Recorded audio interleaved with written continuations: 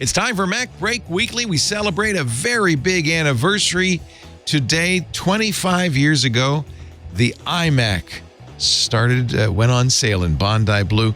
We have our reminiscences. We asked the question, why is it that people never throw away Apple boxes?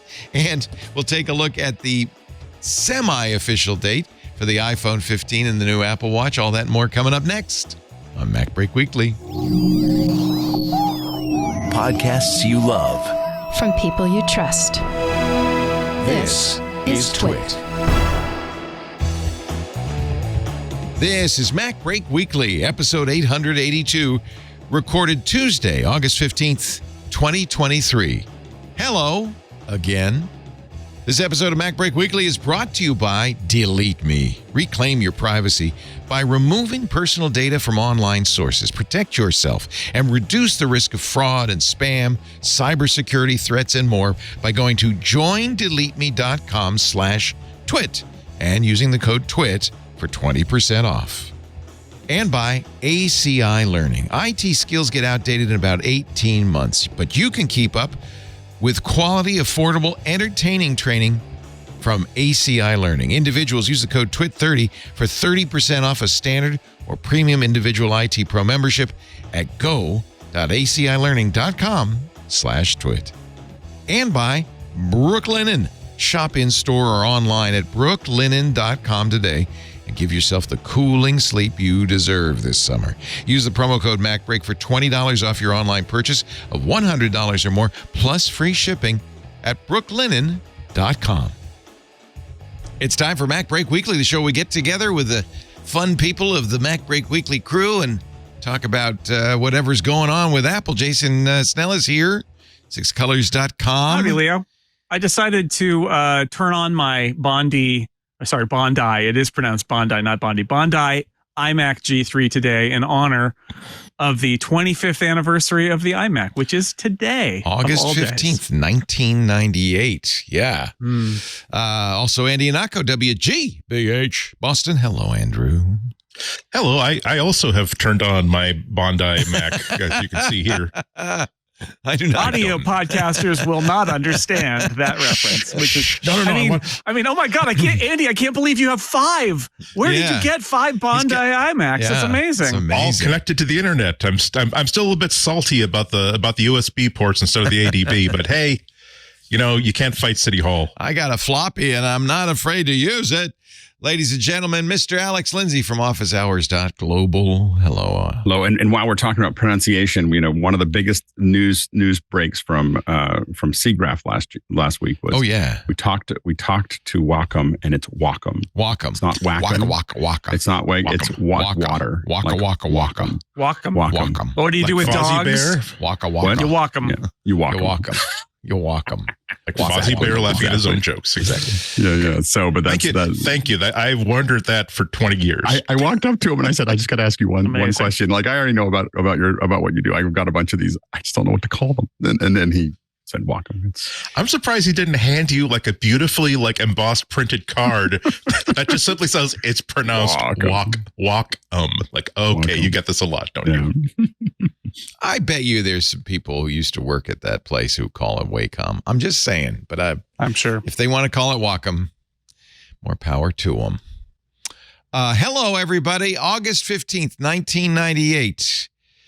It was really the kind of the bow on Steve Jobs' return, wasn't it? This was the product that he came back to Apple to make in some ways. Yeah, it was I think the pivot point in Apple's survival. Obviously, lots of steps after that. But if you think about it, Jobs was really only officially back for a very short time, officially for like less than a year when they called that event. And think about how little time there was to put that whole thing together. Johnny Ive design, obviously. Johnny Ive design. He had been experimenting, right? Like the beige G3 had a little tiny plastic translucent button on it. So he was trying, and there was the like all-in-one molar Mac that had some translucent plastic. But he's there. Jobs gets there. He looks at the projects that they're working on. They have this project called Columbus, which is originally going to be like a net computer. It was like a Larry Ellison, the future is diskless computers that are on a network. And they were working on that with the Columbus project. And I think Jobs came in and basically like, look at Johnny Ive, looked at the Columbus project. It was, I wrote a piece for The Verge this week about it, went up today, and I said it's like, literally, it's like that scene in The Princess Bride where Wesley is like, what are our assets? And it's like, if we only had a wheelbarrow and a Holocaust cloak. And literally, it was like, we got this diskless workstation thing. We got Johnny Ive's plastic, and Steve Jobs is like, and I always wanted to make an all-in-one. That's what the Mac was supposed to be. What can we do here? And the iMac, in very short order, was the result, and it changed everything because it was successful enough to give them cash to stay alive, to make OS 10, and then open Apple stores and ship the iPod and go on to all the success that they've had. Bondi Blue, there's a very nice, if you're interested, kind of survey of the original iMacs on The Verge today to celebrate. Came in, a lot of people remember all the colors, but it really came in that one color at first in 1998. Right. Original model. Andy? I was just going to say that the influence of this machine could not be understated for industrial design. I'm not just talking about like other PCs. You could walk into like a home goods store and, oh, look, it's a waffle maker, and it's available with like 3 different colored translucent tops. One of which is Bondi Blue, another one is Tangerine. Like you could see it pretty much everywhere, and that is the pinnacle of success for Johnny Ive or any other industrial designer. When even people who aren't competing with you, who are just simply industrial designers, are saying that's a great look, let's use it ourselves.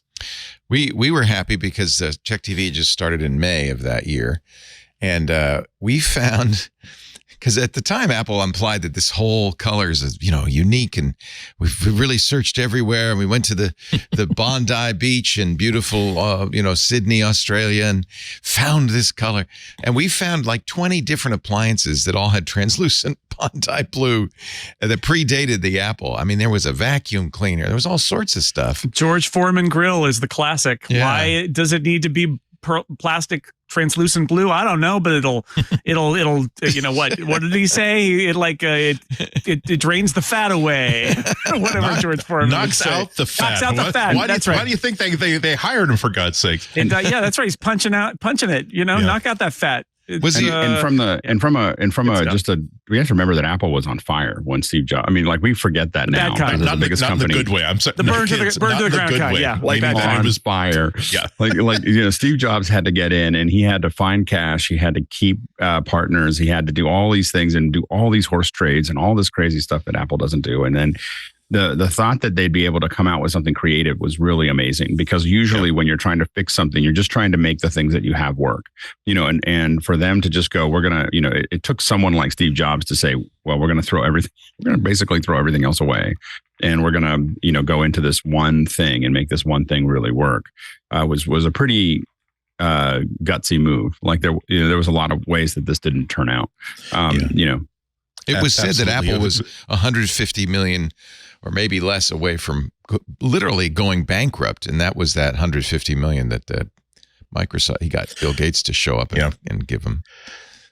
I mean, that was, there's so many little moves there, and it wasn't just, I don't think it was necessarily that it was the check that Microsoft wrote, so much as Bill Gates coming on and saying, oh, by the way, we are committed to supporting Microsoft Office on the Mac platform for the foreseeable future.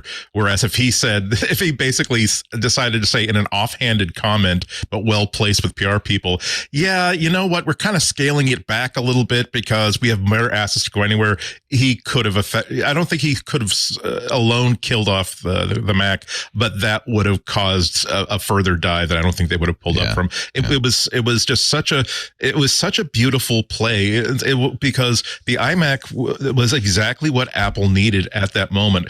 They didn't necessarily need to say, oh, by the way, you know how like all of your data is on floppy disks? Yeah, you're going to have to buy one of those because we're not giving you one of those. And you know that all your peripherals, you Mac people, are on this thing we called Apple Desktop Bus? Yeah, you're going to have to buy all new ones of those because we're doing USB.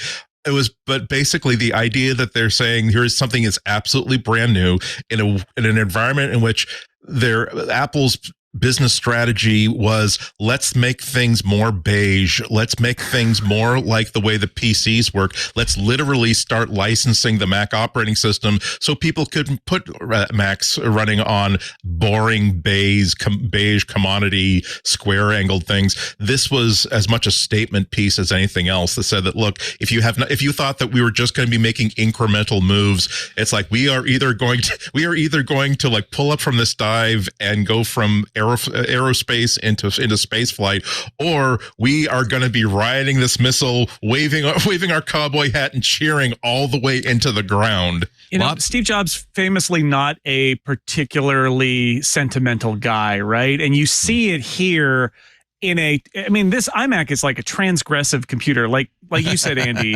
ADB, Mac serial, SCSI, gone. Floppy disk, which literally every computer in the world had a floppy disk. How else would you boot in an emergency or install software? And they're like, nah, we'll just put a CD-ROM in there. No writable storage at all built into it.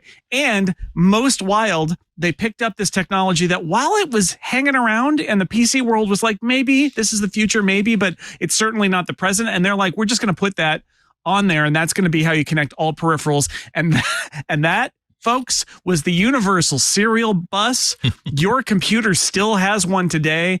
You might need an adapter if it's USB-C, but like you could literally take that stupid round hockey puck mouse that came out 25 years ago. I could still plug it in on I have a Mac Studio. I could plug it in without an adapter and it would work today. And that was a huge bet, because USB was not a thing until Apple made it a thing, and then they wrote it for a long time.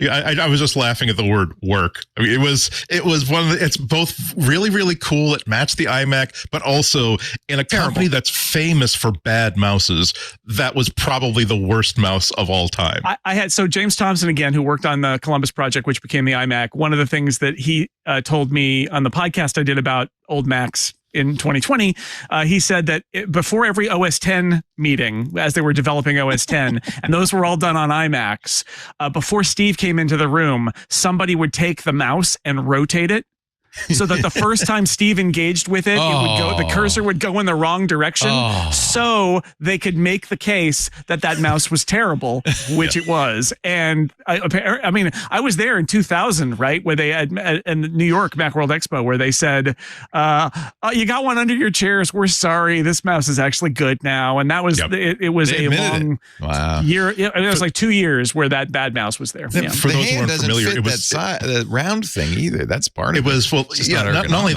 that, but, and Jason's about to show us, it was just perfectly circular, so that whereas any other mouse before or since, it has an orientation that your hand just normally finds. With that one, you grab it and then your mouse is going in absolutely the wrong direction because it's not facing the way you think it is. You have to look down. That was bad. And the RSI that generated, if you did any kind of major work on it, your hand just started. You didn't even have to get to the point where you were getting carpal tunnel. Your hand just hurt because it was just too wide, and we were splayed out and clicking. And they used to actually sell like little docks that you could snap onto it just to give it like a lower half, so it would change it from a disc into like a beetle shape. That's how big a failure this thing was. Yeah, it was a stinker, but the USB thing, I mean, I think that is Apple at its best, which is you take a technology that is, you're not the first to adopt it, but like, it feels like now's a good time. And again, Jobs, one of his great abilities, I think, was just to not be sentimental, and him to say, I don't care about breaking compatibility. This thing's going to be so compelling. People will buy USB devices to work with it. There will be adapters, whatever. And USB probably would have happened, but it would have been really slow and begrudging on the PC side. And once Apple made this cool computer with USB, basically the world embraced USB, and 25 years later, it's still how we connect all our peripherals. I know all through all these iterations. I think it's a huge thing. The fact that they got rid of SCSI and they said, no, it's all going to go through USB. And the fact that, the world, there were zip drives and jazz drives and stuff. And basically what they said is, look, writable storage is not necessary for most people. And you know why? Because this thing's got built-in networking and a built-in modem, and most of your file transfers, buy a USB floppy drive if you want. But most of the file transfer stuff you're going to be doing electronically on a network or via a modem. And they were right, more or less. Although I will say, working at Macworld back then, when they made this announcement, it was hilarious to see every accessory company in the world announce not just translucent plastic, but also announce these USB devices, and none of them were ready. Like they announced there were hundreds of brand new USB peripherals, all of which had a little asterisk next to them that was this fall, because everybody was like caught flat-footed by the idea that USB was suddenly going to be a thing. But the iMac was enough to push them all into making USB products. So many great stories around this first iMac. I'm looking at Walter Isaacson's book about Steve Jobs, which has a chapter devoted to the iMac. He says, Johnny Ive, obviously, and his top deputy, Danny Costner, began to sketch out futuristic designs. Jobs brusquely rejected the dozen foam models they initially produced, but Ive knew how to guide him gently. Ive agreed that none of them was quite right, but he pointed out one that had promise. It was curved, playful looking, and did not seem like an unmovable slab mounted to the table. It has a sense. It's just arrived on your desktop, or it's just about to hop off and go somewhere, he told Jobs. But Jobs, who was with his binary view of the world, loved it. In fact, he took the foam prototype and began carrying it around the headquarters with him, showing it in confidence to trusted lieutenants and board members. You remember that there was no handle on the original one. He insisted on a handle, even though, let's be real, nobody was going to carry that. It's like 40 pound machine around by the handle. That was kind of a sentimental thing, don't you think? Because it echoes back to the original Mac. Yeah. Well, and it was luggable. I mean, I think Jobs was thinking, because they all, remember, then they added the handles to the Power Macs too. I think there was the idea, like in a school or some environment like that, the teacher might pull it off the cart and drop it somewhere, and you want to be able to grab it. Here's Johnny's explanation. Back then, people weren't comfortable with technology. If you're scared of something, then you won't touch it. I could see my mom being very scared to touch it. So I thought, if there's this handle on it, it makes a relationship possible. It's approachable. It's intuitive. It gives you permission to touch. It gives a sense of deference to you. Unfortunately, manufacturing a recessed handle costs a lot of money. And in fact, they spent the money because Johnny was convincing, as he always was. There's also the problem of the CD-ROM. Steve wanted a slot, and now I don't know if it's apocryphal, but it was part of the movie Jobs. At the introduction of the iMac, he says, "What's this?" Well, Steve, we couldn't source the slot, so it's got a drawer. And according to the movie, he almost walked away. Story. Is it a true story? Said, "I will not release this with a drawer," and had to be talked down, I think, by his assistant. Who essentially said, next year it'll have a have a slot. Yeah, they couldn't source the slot load drives for it, and they were already on the razor's edge. My understanding too is that Motorola wanted a lot of money for the G3 that was going to kill the project because it was going to be way too expensive. And they sent a team to sweet talk Motorola into a deal that Motorola should never have agreed to, where they gave them the G3. My understanding is Greg Joswiak, who's still around and is their head of communications, was one of the people there who basically talked Motorola, and they're like, oh, but it's a consumer and we're going to ship them in volume and you can get them and they were like, no, it's going to cost this. And I believe the story is they got them to base it on the price of the model instead of a base price of the chip. And then it was a cheaper computer. And so they got to buy those chips for less. And the G3 was a big part of it because the G3 was at a moment where the G3 was ahead of Intel in terms of pure processing power. And so putting that in a consumer computer allowed them to sort of say, look, you're not giving up anything in order to use a Mac. And then the other key moment, that Jeff Goldblum commercial, that's so great, that there's no step 3. This was the moment where the internet and online services were really taking off to the point where people wanted, instead of it being like in the early days of PCs, it was like, well, I need it for my work. I'm going to have the same computer as my work or something like that. In this era, it was like internet appliance. What is this internet? What is it? AOL? And it didn't matter if you were using a Mac because it was just email and the web or AOL. And that was huge for Apple because so many markets were just like, it was Windows or nothing. But the Mac could be a good internet appliance. And by having that modem built in and the Ethernet built in, they sort of like made it a lot easier to choose a Mac instead of a Windows PC in '98. Here you go. And the G3 was a lot more three powerful. Easy steps to the internet. Step 1, plug in. Step 2, get connected. Notice the modem jack. There's no step 3. There's no step 3. Only Jeff Goldblum could sell a line like that. There's no step 3. Step 3. There is no step 3. Thank you. Next. Let me. So the name is interesting too. This again from Walter Isaacson. Jobs asked Lee Clow and Ken Segal, who were at Chiat Day, the ad team, to fly up and see what they had in the works. He brought them into the guarded design studio, dramatically unveiled Ives' translucent tear-shaped design, which looked like something from the Jetsons. For a moment, Clow and Segal were taken aback. We were pretty shocked. But we couldn't be frank, Segal recalled. We were really thinking, Jesus, do they know what they're doing? It was so radical. Jobs asked them to suggest names. Segal came back with 5 options. He doesn't list the 5. I wish he did. One of them, iMac. Jobs didn't like any of them at first, of course. So Segal came up with another list a week later, but they said the agency still preferred iMac. Jobs replied, I don't hate it this week, but I still don't like it. He tried silk screening it on some of the prototypes, and the name grew on him, and thus it became the iMac.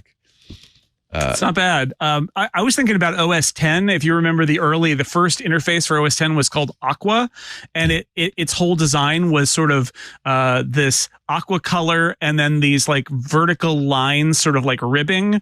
And if you think about it, it's the design of the hardware of the iMac. They designed their entire operating system to look like a computer. That's how important the iMac was. Not only that, but remember the early, I don't think this didn't make it to release, but one of the earliest like public released versions of it, I mean the early access versions, they had moved the Apple menu to the center of the menu bar, just like it was on the iMac. That they lost that battle pretty quickly, but oh my goodness, you are absolutely right that's how big the mentality was.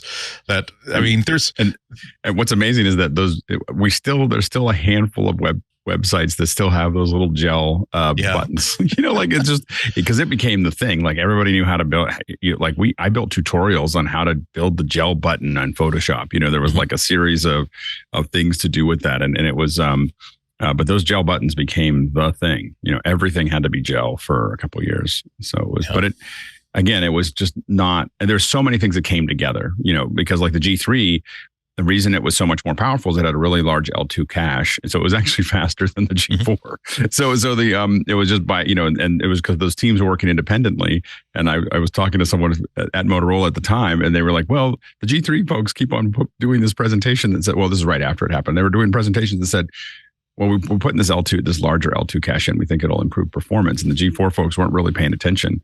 And then suddenly the G3 was faster than the G4, and that's part of what created this huge heart attack at Apple, because the G3 was supposed to be the low cost version and the thing that they were giving out to everyone, and the G4 was supposed to be the Pro line, but the G3s were faster than the G4s, and that really caused it. And they had to plow under when Steve Jobs got there. They had to plow under all of those Power PC boxes to make sure that they didn't get they didn't go anywhere.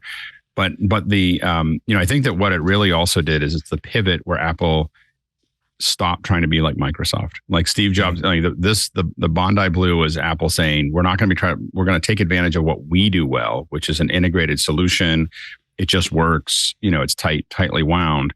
and we're not going to try to build 20 versions of it. And I think in general, it's a good safety. Like, never try to copy Microsoft. Like, they have a model that works, and trying to go after that model is not. And Apple has proven that they have a model that works as well, but it's a really hard model to make work. That's when they really started to embrace, probably by necessity, the idea of abandoning market share and favoring revenue per customer.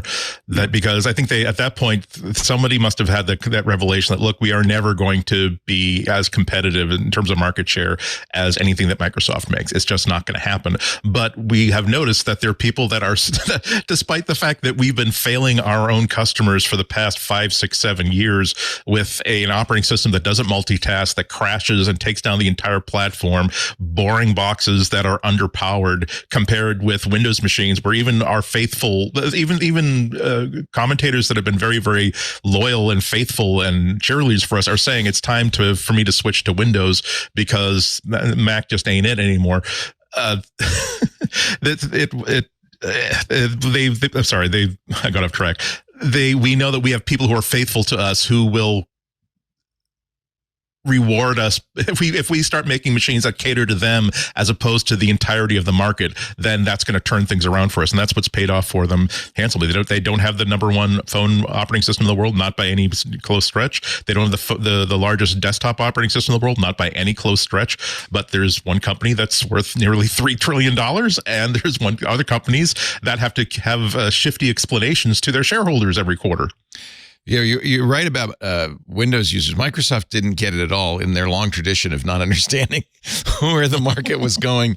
This is also from the Isaacson book. Bill Gates assured a gathering of financial analysts visiting Microsoft that the iMac would be a passing fad. The one thing Apple's providing now is leadership in colors, he said.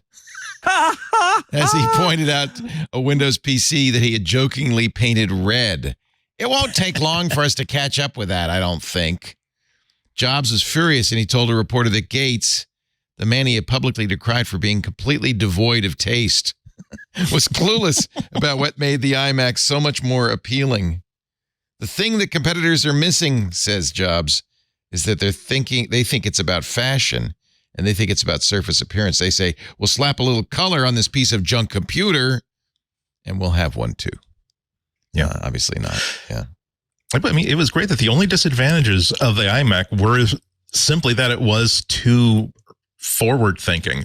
And again, I can't. This is why, like, I kind of have a semi-allergic reaction when Apple does something that really inconveniences everybody, and they say, "Oh no, there's they're getting ahead of the ball. They're skating to where the puck's going to be in 5 years. Every computer is going to be like this." And other people like me are saying that, yeah, but today this is a major pain in the butt, and it's a major pain point.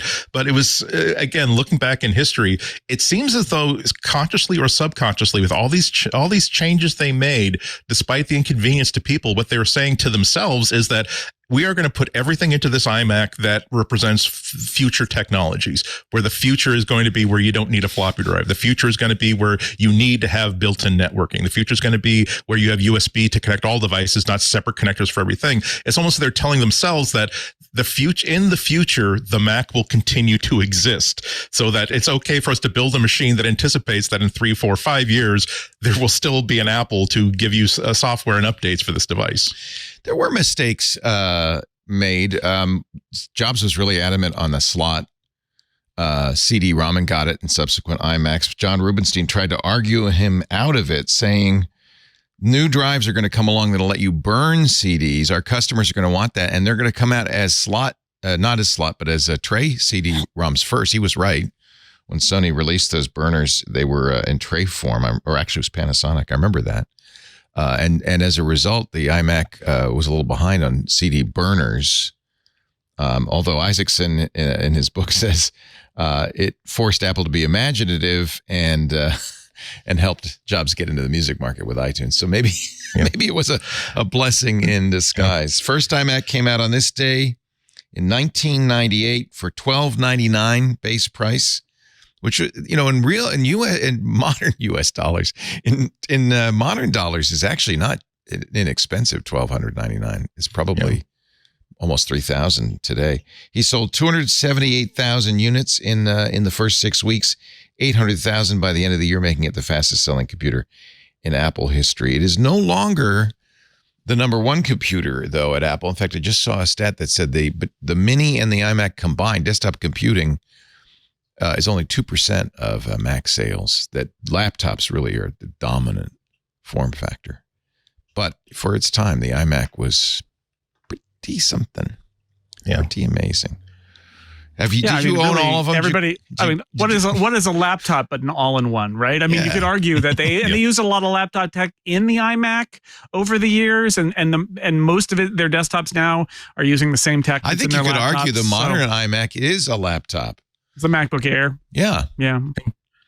The iMac, take apart a Mac Mini, or not the Mac Mini Studio, but the Mac Studio, but take apart a Mac Mini and you see components that could, if you strip down a laptop, that's about the size of the board you would see. Yeah. Everything. I have to say the aluminum 27 inch is probably my favorite form factor. Although I also like the lamp arm iMac. The G4. That's still. I think the G4 iMac is the most beautiful computer Apple has ever made. But the problem was that it was coming in an era where they went 15 and then 17 and then they're like, oh, we need bigger screens, and the whole like ARM thing. They had a lot of trouble with that ARM. It was not going to work. It was not going to work on larger screens, and they needed to be bigger screen. Yeah, I think they went to IDEO to get that ARM to work. They did. That was a big deal. It's very expensive. Like a major issue. Because he wanted it so it was easy to move, but that it wouldn't sag. And anybody who's ever worked in a radio station knows that spring-loaded arms over time sag. That's just, honestly, I would say that was the history of Apple. That was the best designed computer Apple has ever made. Yours, over your shoulder, the one you have, Jason, has a 6-color Apple on it. Is that? Oh, it's got a decal. All of my computers. There's 6 colored. There's an M2 Air with a 6-color. All of them, yes. It's branding, Leo. I have to lean into it because it might be the first Mac that had the shiny Apple on it, right? The aluminum Apple that is now on all of the other thing that was interesting is right after this one that came, the first iMac came out, the iMac DV came out, and of course it had FireWire, and Apple spent a lot of energy getting all those camera manufacturers to adopt FireWire. Sony called it IEEE 1394, I guess, because they didn't want to call it that. But what was I think they called it iLink, right? But it was also 1394. Yeah. Well, the funny thing is that Apple, Apple was one of the patent holders on that build, and what Apple did about they let the hook sink in for a couple of years, and then they applied for they wanted to get royalties, and they asked for they demanded royalties for FireWire, and what it did is that all the PC manufacturers pulled FireWire from their thing because it was, even though it was only a $2 cost, by the time it went from the manufacturing to retail, it would increase the cost of a PC by $50. And so, as it rolled up, you keep doubling up on the way through. And so what happened was all the PC manufacturers pulled FireWire from their chassis, which meant that the only way to get video from your video camera was on a Mac. And so it's part of what pushed, and Apple had no intention of making any money on that royalty. They weren't being greedy. They literally just wanted the PC manufacturers to pull FireWire from their chassis. And so it was a trap. So that they could corner that DV market, and it was a really kind of an amazing marketing thing from a little company. That at the time there was, we got to remember that Apple was a very small company in 2002 and 2003 compared to where they are now. It would be obvious now to do whatever they're going to do. I don't think they just kind of ignore everybody else now, but at the time they had to play all this little jujitsu to figure out how they were going to survive. And I think until the iPod came out, I think that it was cool, but we weren't sure if it was going to make it. I think until the iPod took off, I don't think that most of us knew. And I think Apple, again, we've talked about this before, but Apple's DNA is the DNA of the executives that were there when that happened, when all of that happened. It's deep. How concerned they are about cash flow, and what, it's deep. Those are deep scars. By the way, $12.99 in 1998 is almost $2,500 today. So that's about right. The computer you wanted at that time always was $2,500. Yep, that's exactly it. Yeah. So that was reasonable. Yeah. Yeah. I guess my Apple IIe was $2,000. Well, $2,200. Yeah. See. Monitor. Yeah. That's changed, though, I think. Well, maybe not. Little. The one that breaks my heart is the $5,000 iMac Pro that I bought. Which is no longer so pro. I would say that 13. I know it's $3,000 in today's money. I would say though that iMac price was aggressive. It was not the cheapest computer you could buy. It was at the perfect Apple price, right? It's the price where you're like, oh, I want it. Right. It costs what? Just at the edge of affordability. That hurts, but I can do it. And that's the price that Apple likes, is the price that hurts, but you'll pay it. Yeah. And that's what it was. And there were a bunch of people who were like, well, yeah, but I can buy this PC for cheaper, but it's not this thing that seems so simple and is more appliance-like. And it was in many ways, I would say, that computer for the rest of us thing. Like, Jobs had this vision of a computer as an appliance, and the original Mac was that. But like the iMac, I think in a lot of ways was like the ultimate fulfillment of that original Mac dream that Jobs had, which is it's an appliance. You put it on a table. It's super easy to use. There's no step 3. And that's what he wanted a computer to be. And the iMac really did do that to a certain degree.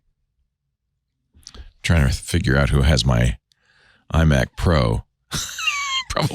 Probably Charity. Mine's up here in the corner. Yeah, you got a good collection up there. Yeah. Will there be another iMac beyond the 24-inch? I mean, is this the end of the line for that computer? Yeah. I mean, I talked to them when they came out with one of their last Intel ones, and they said that they were really. It fills a niche. They're very happy to have it. It's a much. I don't know what the percentage of sales really is, but what they said is it's a very large business for Apple, believe it or not, iMacs. It's just not compared to the rest of the stuff they sell, but it's a lot of money goes into iMacs. You see them in all sorts of high profile places. People buy them for a family. They're in hotel rooms or hotel lobbies, and they're all over the place. I think you can see in their priority level that there was no M2 iMac, that it's not important enough. It was important enough for them to redesign it for the Apple Silicon generation, but not important enough for them to do an M2. Possibly Mark Gurman because says that an M3 will come. Possibly because the people who would buy that 24-inch M1 iMac are not going to be heavy-duty users, right? It's right. Yeah, it's on dentists' office desks and exactly high school kids, and we got one for my parents-in-law. It's perfect. Like it just, and they're not saying, "Oh golly, I wish I had the M2." Exactly. The M1 is perfectly fine, and they will update it with the M3. It has been 800 days. They might do a bigger one, so that's a long time. I mean. But again, all these, like the M1 Air, I feel the same way about it. They still sell the M1 MacBook Air, and it's still great, right? Like it's still, for so many use cases, does it really matter that it's an M1 and not an M2? I don't think it does. I have, the one computer, because I talked about this on the last show, that I always, or maybe I was talking about office hours, but I always buy Apple products within 2 weeks after they come out. If I'm going to buy one, unless it's a brand new model, then I might let it sit for a minute. But generally, I buy them. If I'm going to buy a laptop, I'm going to buy it right after they announce it. If I'm going to buy a big desktop or an iMac, I'm usually going to buy it right after it was released. The only one that's independent of that for me is a Mac Mini. I just buy them whenever I need them because they're way more powerful than what I need. And I think the iMac, for the people who use them, are the same thing, that they're just way more powerful than what the average person buying an iMac needs, and so they can buy them anytime they want. And I think that even 800 days doesn't matter. No, they're happy. It came in colors. Yeah. Plays video. I mean, these M1s, the M series is so powerful. Like it's just, most of what we see as limitations is really the programmers not taking full advantage of the hardware. When I look at a Mac Mini with 8 gigs of RAM that can output 8 1080p signals from Zoom ISO. I'm like, okay, there's a lot of horsepower in there. It's just a matter of harnessing it, Yeah. I think the iMac is intended to sell like as a 12 pack. If they sold them at Costco, it's because it's as close as Apple comes to selling the sort of computer that an employee or somebody gets issued, as opposed to something that people choose. And they get a very powerful M1 based modern processor, very nice looking in the color of their choice, or at least the color of their boss's choice. So I see a better case for the iMac than for a lot of the top level Mac Pros at this point. Okay. Hello again. That was the tagline for the new iMac. No relation to the 1987 Neil Diamond song of the same name. Phew, it sure is nice to get out of that grave. We have that a little bit too close to the mark for the demo. Some have speculated. I saw somewhere and a guy said maybe they're waiting. They're going to do a special 25th anniversary iMac. Nah, that was like Jason said. Like Jason says, they're historically they're not very nostalgic. They did a 20th anniversary Mac, and it was never even Mac lovers are like, okay, that's nice. That's not something I'm remotely willing to buy. But hey, we'll take pictures of it at Macworld. Thank you. We now have a date for the next Apple event. We'll talk about that and more when we come back. That was our trip down memory lane. Now we go to the future. Back to the future in just a bit with Jason Snell, Andy Ihnatko, Alex Lindsay. Our show today brought to you by DeleteMe. You need to know about this. This is a very modern private problem in the world, which is if you've ever searched for your name, you know that a lot of your personal information is exposed. Your home address, your cell phone number. Since 2010, and it's even more urgent now, DeleteMe has been on a mission to empower individuals and organizations by letting them reclaim their privacy and help them remove personal data from online sources. I was talking to Micah about this on Sunday on Ask the Tech Guys, and he's been using this, and we compared when I search for my name and he searches for his name. It's a very different experience, and I don't recommend you search for your name if you're not using DeleteMe because it's kind of shocking. The DeleteMe team is driven by a passion for privacy. We need it now more than ever, and a commitment to making it simple for customers to use. And of course, I don't have to tell you, but using DeleteMe reduces risks from all sorts of, bad actors, identity theft, credit card fraud, even something as minorly annoying as spam and robocalls. It's certainly, if you're an executive in a company or even an employee at a company, having that company address in public opens you to cybersecurity threats, phishing, spear phishing attacks, harassment. DeleteMe is the most trusted privacy solution out there, helping thousands of customers remove their personal information online. The average person has more than 2,000 pieces of data online about them publicly available, and DeleteMe can find and remove it. You could probably do this yourself. How much time do you have? There's sites you never even heard of that have this data that show up in those searches. One customer said, quote, I signed up and they took it from there. Awesome service, already seeing results. And that's the key, is they know where to go. Plus, they will keep doing it. So here's how it works. First, you sign up. You give them some basic personal information, the stuff they're going to be looking for that will be removed from search engines. DeleteMe's experts will find and remove your personal information. They go to literally hundreds of data brokers to reduce your online footprint, keeping you and your family safe. But this is the important thing. Once the removal process starts, you're going to get a DeleteMe report with all the details of what they've been doing within 7 days. And it doesn't stop there. They will continue to scan and remove your personal information every 3 months. And with automated removal, opt-out monitoring, they'll ensure records don't get repopulated after being removed. Thank you, GDPR. These companies, fortunately, they hide it, but they've got a way for you to remove this information and to opt out from having it be included ever again. And DeleteMe knows how to pull those levers, knows where to go. I mean, I'm thinking you probably have your name out there, your address, your photos, your emails, your relatives, your phone numbers, your social media, the value of your property and more. And just think what a bad guy could do with that. As the data broker industry evolves, DeleteMe continues to add new sites. There are always new sites. Every day there's a new data broker. New features to ensure their service is both simple to use and effective in removing personally identifiable information. PII. And since privacy exposures and incidents affect individuals differently, Colorado, 4 million Coloradans' information was, Colorado state just revealed, oh yeah, we were breached. That's why the DeleteMe privacy advisors are so great. They can ensure that all the customers have the support they need when they need it. If you're a Colorado resident, you might want to be checking this out right now. Protect yourself, reclaim your privacy. Here's where you go. JoinDeleteMe.com/twit. Okay, that's the address. JoinDeleteMe.com/twit, and do use the promo code TWIT. That helps us because then they'll know you saw it here And it'll help you too because you get 20% off. Join DeleteMe.com/twit. Now more than ever, every day there's another story. You need Delete Me. 4 million in Colorado. And by the way, that was Move It. That was a breach. IBM was storing the health data from the Colorado Department of Healthcare Policy and Financing. And they were using the Move It. We've been talking about it in security now. I'm sure Steve will talk about it in a little bit. And they got hacked. 4 million. It's unbelievable. There's another one every day. Join DeleteMe.com/twit. We thank them so much for their support of MacBreak Weekly. We have a date. Well, I don't know if we have a date. Mark, we need a nickname for Mark.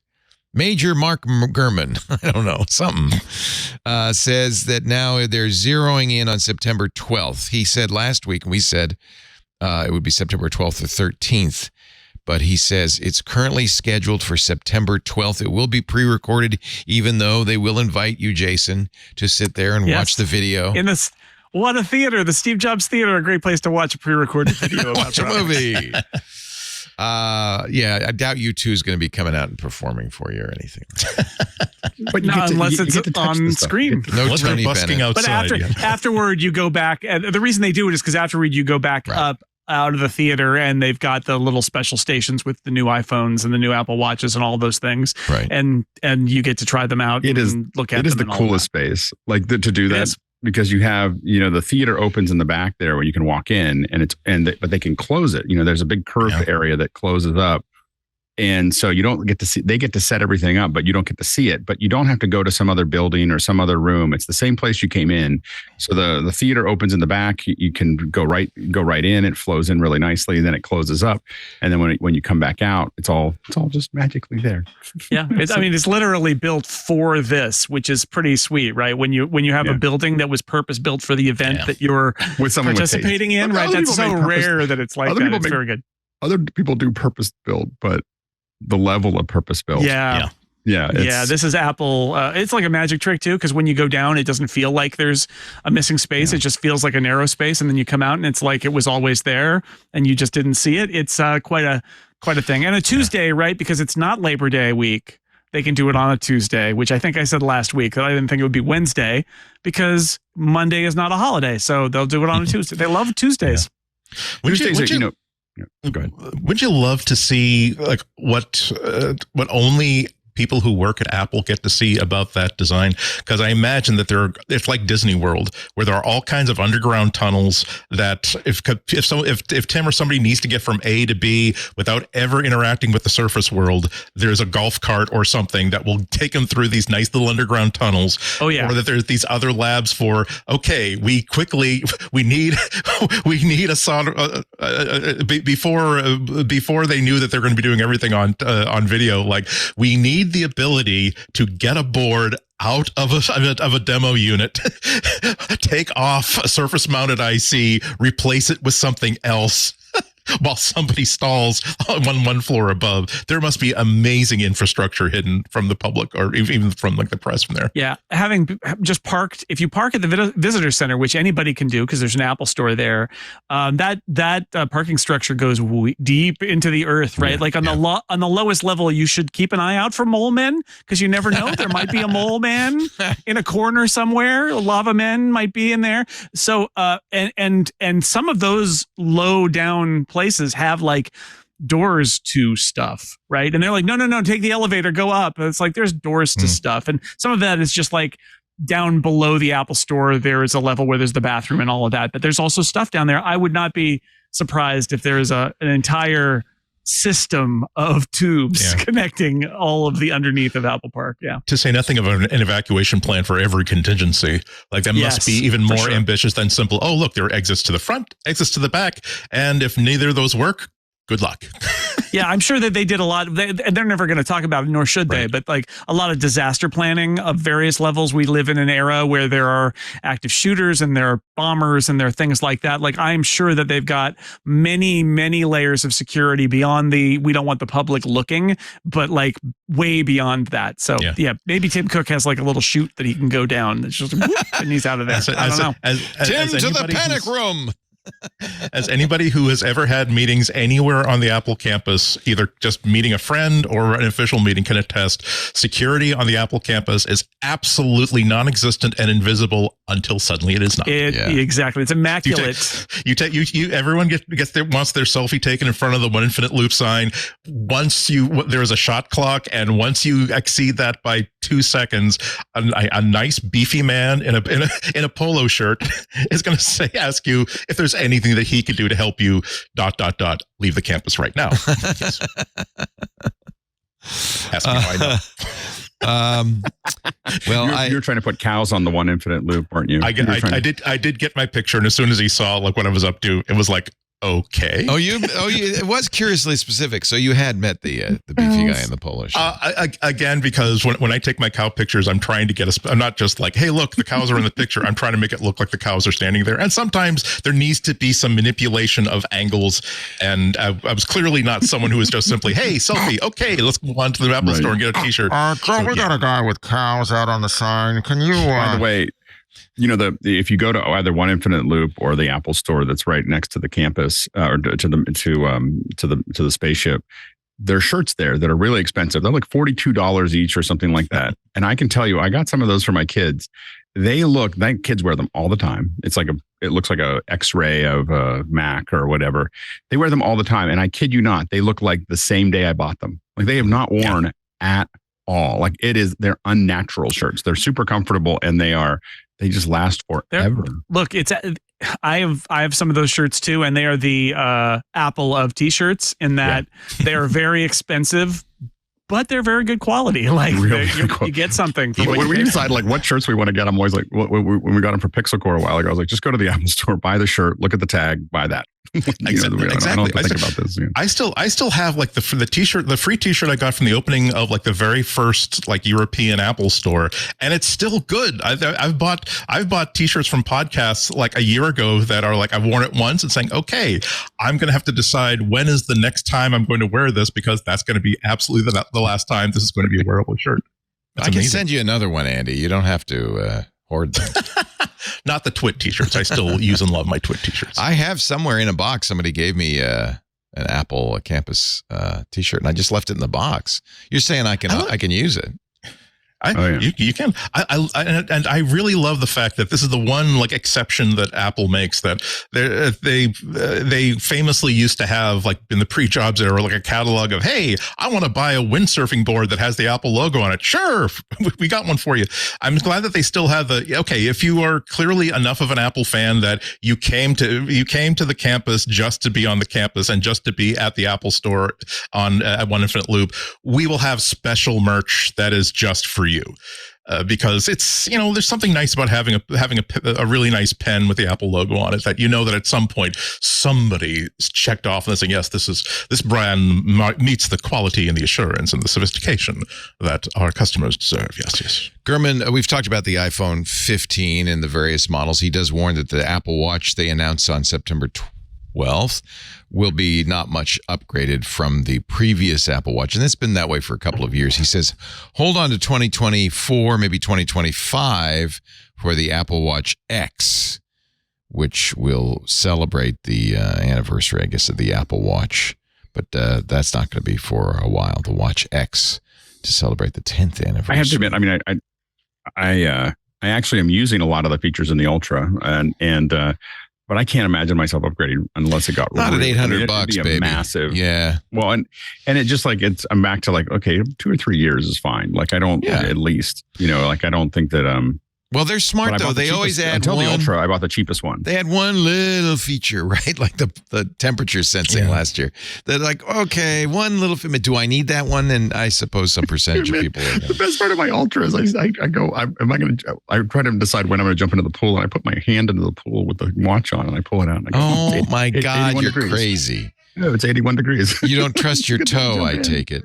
No, I want the temperature. I want the exact temperature. Exactly. Yeah, I love my Ultra. I like the bigger screen. The battery life's good. I have the face that you tap it. But I made the choice when I bought it because I bought the cheapest one every year. Not every year. Normally, every other year I bought the cheapest one. We talked about this last week. I didn't even buy them every year because it's just like there's not that making that much of a difference. But when I bought the Ultra, I was like, okay, this is going to be like a 3-year. Yeah, I think at that price, yeah. There is a rumor I don't like that they may, and this will probably be with the watch. Is it 10 or X? I'm going to say X.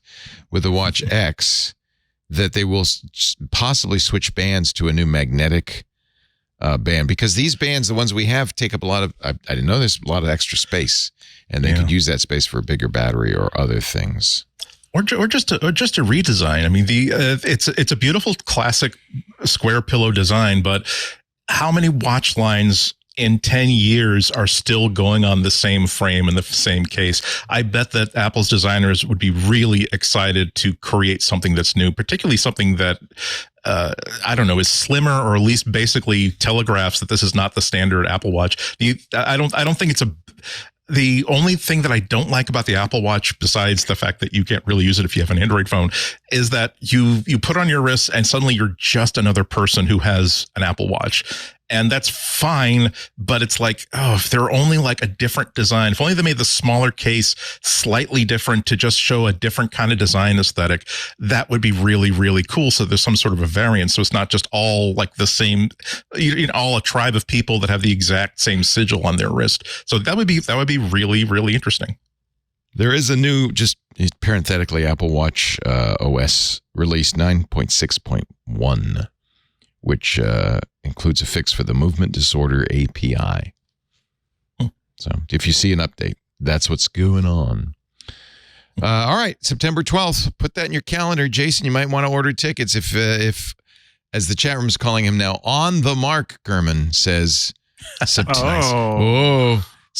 12th. Nice. Yeah, I'm going to clear my schedule for the 12th. Sorry, everybody. Clear your schedule. I will be taking no meetings on September 12th, just in case you're asking. Gurman also says we have seen some processor reports from the M3, the M3 Pro, the M3 Max, and the M3 Ultra chips on developer logs. A lot of cores. I think we sort of talked about this last week, but he's just kind of doubling down on this. The Max, the Ultra, would be 32 CPUs, 24 performance, and 8 efficiency, and as many as 80 GPUs. Now it's just silly time. Now we're just silly talk. I dare you to max this out, Alex. Yeah. I dare you. That's what they're saying. I mean, the CPUs, I mean, those cores make a big difference. I mean, AMD is, I think, getting close to a 96 core chip, that's CPU. And so, having a lot of that parallel processing does make a big difference. And the big advantage that Apple has right now is that they're doing the GPU and the CPU with the RAM. So being able to have the memory accessible to those is still a big jump. One of the only companies that could compete with Apple with that kind of merged CPU, GPU is AMD, but they right now they haven't started packaging the RAM with it. Don't get your hopes up for the M3 Ultra. That's probably end of next year at the earliest, according to Mr. On the Mark, Gurman. Thank you, Chickenhead21, for that sobriquet.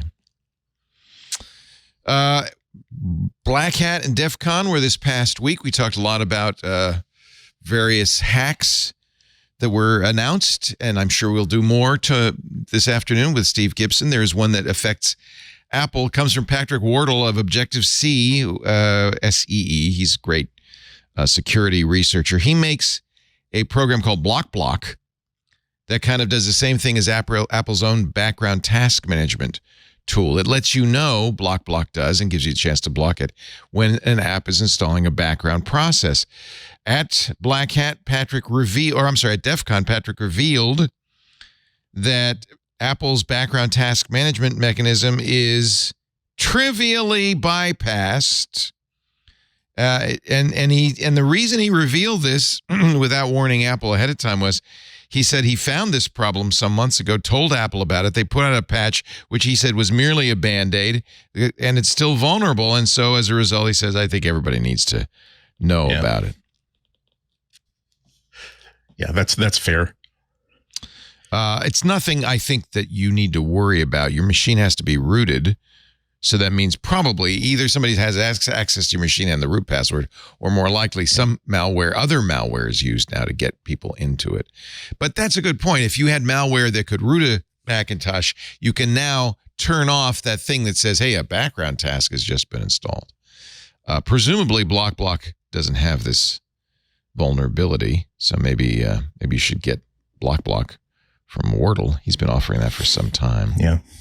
And the other big deal is that every time there's a problem like this, it's not just the effect that's being mentioned here. It's because there is a bug. It's not behaving as it's supposed to. There's a problem in underlying code that needs to be fixed. And this is just one expression of what can be done to exploit that bug in the code. And so Apple certainly wants to not just simply, well, every time this bug happens, we're going to stop this bad thing from happening. No, his complaint is that, no, you didn't fix the underlying bug. Yeah, and as he points out, you're really no worse off than you were before Mac OS. When did they put this on, Monterey? Or it's only this background notification tool is relatively recent, so it's not like it's a massive hole. But if you were counting on it notifying you of something installing in the background, maybe it's not. Its purpose is to say that, hey, by the way, there's something running in the background you might not know about, and this have the ability to simply, if a bad person could make those alerts go away, and that's no good. No, it's not. 5 new features coming to AirPod Pro 2 probably in the next few weeks, right? Because let's assume September 12th is accurate. Apple will release a new version of iOS 17 by the 22nd, 10 days later. At the same time, there should probably be firmware updates for the AirPods Pro. I think there have been developer updates. Have you turned those on, Jason? I know you're a fan of those. Oh, yeah, I have. Yeah. I have. I've tried them out. So we talked about people not using it last week. Right. And I think what I said was like some of them have issues, right? Like I had the conversational awareness feature and I had to turn it off because I'm giving verbal feedback to my dog on walks, like wait and go. Yes. And it's like, oh, no, you're talking. I'm going to make everything really quiet. And I'm like, I'm just talking to my dog, man. And so I had to turn that feature off. But there are some other features in there that are really clever. And I think they did that survey, right? They're trying to find out like how people are using them and how they can tweak them to be different. Creating what's really interesting is creating something in between noise canceling and transparency. That's this adaptive mode that is trying to sort of like make judgments about not cutting you off completely from the world, but suppressing kind of background noise stuff. So like like if there's a car coming up behind you, you'd hear that, but you wouldn't necessarily hear the hum of the freeway from a couple blocks away, right? Like that it would try to balance all that stuff out. I think that's really clever stuff. And pause. You're going to be able to mute your phone audio by just clicking when you're on a call. You'll be able to squeeze to click, and instead of it hanging up the call, it will just mute your audio, and then you click again to unmute. Like just smart stuff. And it shows you what they're capable of doing, reprogramming those things. Like whatever little tiny computer is in those AirPods, they can update that firmware and add features like this. It's pretty cool. Personalized volume, also a new feature that relies on machine learning to let the AirPods, quote, understand environmental conditions and listening preferences over time to automatically fine-tune the media experience. Have you experienced? I have experienced that, and it's weird. Like I put my AirPods in to go take my dog for a walk, and it takes the volume that it's playing at and it lowers it. And I'm like, why is it getting quieter? And then I go outside and it raises it up, and I think this must be the personal volume thing. I may turn that feature off. I know I'm a big boy. I know how to adjust the volume on my headphones. Maybe I can just do that myself, but I can see in some scenarios, I think the idea is it's like in a car where like if the car's going really fast and it's really loud, it raises the volume. And then when you're stopped at a stop sign, it lowers the volume a little bit. Like I can see it having some value, but for me, I felt like, I don't know, I'm enough of a control freak. I could probably just set my own volume and be okay with it. Yeah. And actually, one of the, quote, features is really kind of a fix. one of the problems people always tell me about with AirPods, and I've had it too, is it's switching in the middle of a call from one device to the other. If you, like me, have a lot of Apple devices, that's a pain in the butt. Automatic switching will now see the quote, the connection time between a user's Apple devices is significantly faster and more reliable. Okay, well, we'll see. A fix on that would be very nice. Anyway, those new features should be coming. And you don't have to do anything for a firmware update. I think it just happens, right? Right. There's certain ways you need to do it, like in the beta, to make sure that it does it. But basically, that's the idea. Is if they are connected and in the case, there will be a moment when it decides to send the update and update the headphones. Jason, you are a marvelous multitasker. He has found your picture of the cows at One Infinite Loop. Andy, send that to me. Okay. I'm just passing it on. Andy, I'm a terrible multitasker. He sent it to me 10 minutes ago when I only just now noticed. Where's the guy in the polo shirt? I don't see him anywhere. He was behind me because he had me in the chokehold. So and that was before the selfie camera was really a thing. Are you still doing the cows? Yeah, I'm just not traveling as much as I used to since COVID. But yeah, every time I'm someplace new, nice. if I'm there for more than a couple days. Yeah, exactly. And Customs never asks you why you have plastic cows in your pouch. I have received the joke more than once by TSA saying that I don't know if I can let the male cow is okay. The female cow might have more than 2 ounces of fluid in her, and then I joke, oh, that's okay. I milked she got milk before we left the house, and then we have a good laugh, and I don't wind up in a back room. So yeah. Speaking of AirPods, Apple has won on appeal in a patent case on Bluetooth pairing. One E-Way was the name of the company. They held 2 patents for a system of, quote, generating a unique user code sent to a headphone to enable it to pair with other devices. Of course, I think that's how Bluetooth works anyway. And but the company had already lost in district court, appealed to federal circuit. The federal circuit judge has now ruled in Apple's favor, saying, well, that doesn't pass the common sense test. The judge decided it was appropriate to look at the ordinary meaning of pairing, and on that basis, a unique user code is not the same as a unique device code. The language of the report is quite amusing, says 9to5Mac. There's a legal term known as construction, which describes the process of interpreting words used in a legal document. In this case, there was no argument between the parties about the literal definition of a unique user code, its construction, but they did disagree about the effective meaning of the term. Oh, my God. Just hope you never get sued in a patent case. That's all I can say. Anyway, One E-Way has lost to district court. Now, does this mean they will appeal to the Supreme Court? God, I hope not. I don't know. Federal court. Yeah, I should say, not district court. Yeah. Yeah, I don't know. I do know the Supreme Court filings cost a hell of a lot of money, so they have to be pretty sure that they have at least a small chance of that's good through. To know. Why does it cost a lot of money? Because of the attorney, or there's actually a fee?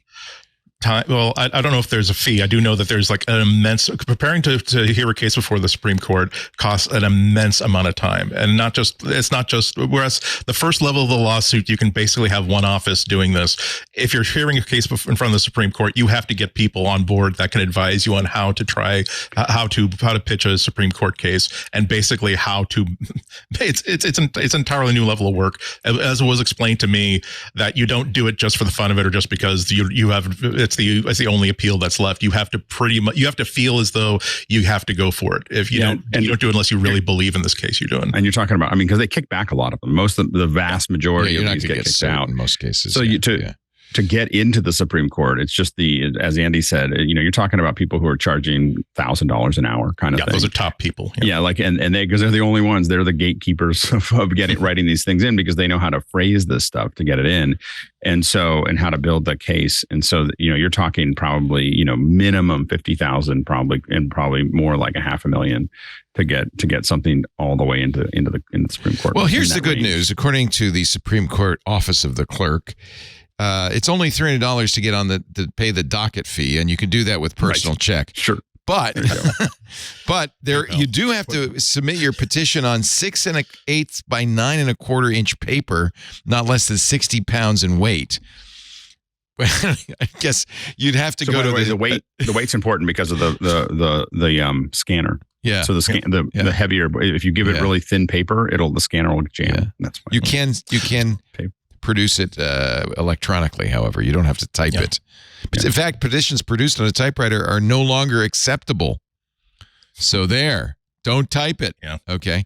Presumably, if you hire an attorney who is admitted to the Supreme Court, he'll know all that stuff, or she will. Yeah. And you don't have to worry about all this stuff. Plus, you $300. You got to get someone who knows, where does Justice Thomas like to vacation? Yes, that's important. A firm mattress or a soft mattress? Exactly. Does he like what kind a of Broadway pillows? show, or is he more of a West End guy? They have even examples of correct type and incorrect type. So I'm not sure that. Oh, you see the size? There's the difference. The justices do not want to put their reading glasses on. They're very vain. Yeah. And a lot of this, you got to figure that, look, if you are not good at reading instructions and following them, you're probably not going to win this case. Yeah, exactly. So this is a slight barrier to entry. You got to pass that test at least. It's kind of the brown M&M test that Van Halen had. Exactly. It's like you got to get through all of these things first. Wall Street Journal says that Amazon has launched a sneak attack on Apple and Google. Sneak attack? Well, that's the headline. Amazon, this is Christopher Mims writing in the Journal. Amazon wants you to pay with your palm. You know now at the Ghost stores, you can actually just... They have that at Whole Foods. Yeah. Whole Foods does it now, too? Yours does that? They just installed it in Whole Foods in Nevada, at least. They have... It's in Mill Valley, too. Yep. They introduced it to me like, hey, do you want to use your hand? I'm like, no. I don't. 500 Whole Foods in the U.S. Once enrolled, your hand is all you'll need to pay. There, Amazon Fresh, and some Panera restaurants, a handful of retailers at airports, some stadiums and concert venues. Oh, I could just see Ticketmaster jumping on this one. And a handful of Starbucks locations. Those are all Amazon hand scanning sensors. In the future, says the Journal, you may be doing it to verify your age at a bar, to get into your company's offices, a parking garage, a gym, a hospital, a doctor's office. The idea is for Amazon to compete with Google and especially Apple, writes the Journal, in the realm of digital wallets. Now, I use my Apple Pay all the time. They just have to get over the weird factor. Like they're not keeping your palm print. They're building a hash like everything else, but it's still weird, and it's still like, and it's also like you're touching something that everybody's touching. Like anybody who just came out of COVID would be like, do you have to touch it, or can you float your hand above it? You have to actually touch it. She's floating her hand, but maybe she hasn't actually done it yet. I would bet you could hold it over there because it's a camera, right? How accurate is that, though? I mean, it's probably more accurate than your fingerprint. Oh, Anthony Nielsen, who has apparently used it in our Discord, Anthony says you just float your hand above it. You don't actually have to touch it. So it's not, you don't have to worry about it. I shopped at one of the completely staffless convenience stores that Amazon had in New York City last year. And it is kind of creepy, if you have any knowledge of technology, because that if they know how much stuff, what I've picked up and what I'm going out with, and they can charge me, they are learning so much about me every inch of every inch of movement that I take through this store. And I think that Amazon is probably a more creepy company than Google. They're not up there with Facebook yet, but they are gaining ground. And the idea of the largest retail store in the world getting more information about, actually he was at this store, this other brick and mortar store that we don't actually own or control. Hey, he went to this venue and with where these other people were. I don't like that. I mean, we talked a lot about Apple Pay and how much better it was than getting a credit card out of your wallet, like this much, but everybody was so excited about it. This is even better than having to tap your phone or watch to the device. You basically just wave to get in. Amazon says that it's been used more than 3 million times without ever, not even once, confusing a person for someone else. Although occasionally Amazon admits it does. They wouldn't know, would they? How would they know? They do say it occasionally fails to recognize somebody who has enrolled, but that's better than misidentifying them. And you might be surprised the next time you go to the store or the market or the airport to see a big sign that says, "Attention customers, biometric information collected at this store." And there's the Amazon One logo. And that's the sign that they're using those. Yeah. That is something important, though. It does not send the handprint information back to Amazon, according to Amazon. It scans it, creates a hash based on that, a unique number that is not reversible, and that hash is then matched in their database. So all they have is a hash that is not convertible back into a handprint. They don't have your handprint, in other words. And this works fine. That's a good system of doing it. Is it a threat to Apple Pay? Maybe. I mean, I guess if I had the choice. Red Rocks used it in 2021. Did you use it for Humphreys McGee when you visited them in Red Rocks? No? Feels like this is more of a threat to, I mean, it's like a loyalty program. I don't feel like it's a threat to Apple Pay or anything like that as much as it is. This is a more convenient loyalty program kind of thing, right? Like I go to Whole Foods and I have to scan my phone app in order to get the discount. I have to put in my phone number at Safeway to get the discount, right? Like, so this would be more convenient than that. I wouldn't have to open up the Whole Foods app and scan it. I could just put my hand down. But like, I don't know. It feels to me like it is an additional thing and it's a gimmick, but really what it's doing is it's about tying your identity so that once again, they can sort of look at everything you've bought and learn something from what you've bought. So then that's key. That is something the Apple Pay does not do. Right.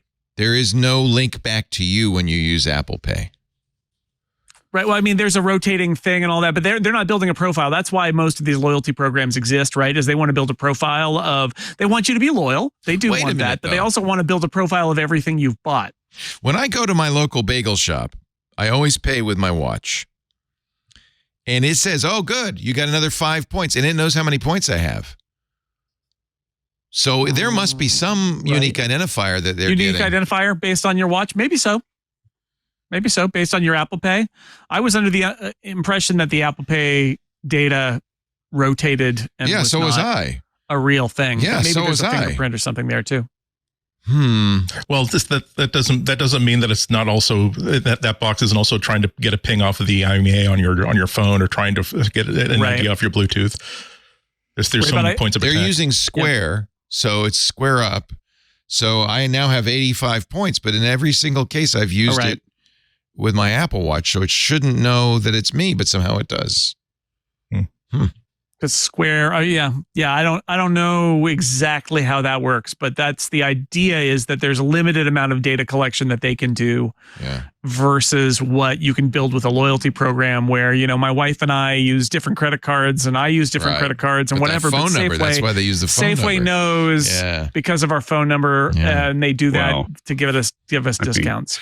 Safeway knows that, I mean, it connects it to your credit card and then it connects it to your credit card's address, then it connects it to everyone on your address and then it connects it to, I mean, it's, the web is so deep is, you know, that, you know, and then they're buying and selling this with Facebook and everybody else. And that's all the third party data that people are going back and forth over is third party data is packaging this all up so that people can build a better view of you.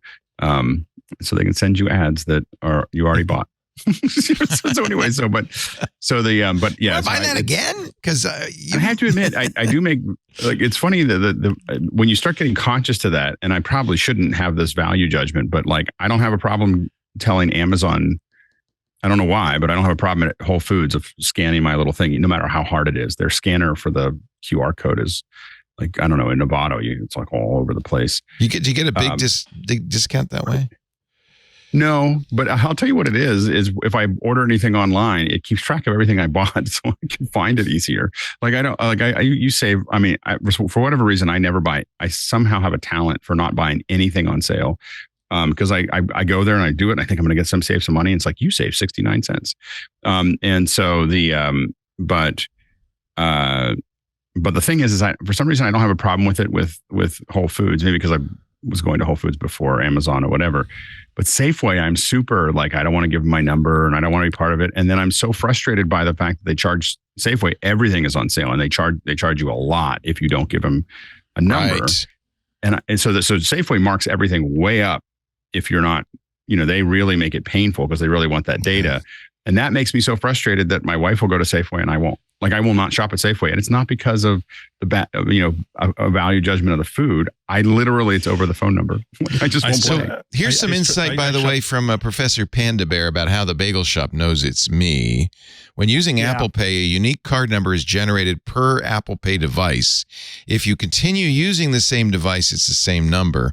But, and this is important, I want my bagel mill points, but if you turn on advanced fraud protection, the CVV changes when using the card number in your wallet. And Jason, you said maybe you can regenerate them as well. I think Apple Card has some more shiftiness about it, but if it's your regular credit card, you're adding your regular credit card. So when I'm using Apple Pay with Square, it's not really Apple Pay. It's it's the Apple Pay MasterCard, probably. Yeah. Right? Yeah. So blame Goldman Sachs. So there's the fact is, unless you're living an all cash lifestyle, this is going to be, you're going to be able to be tracked to a certain degree. Yeah. And that's why, again, I think, I would be reluctant to give Amazon my handprint, but as Andy put it, this is a hash, right? So it's probably okay.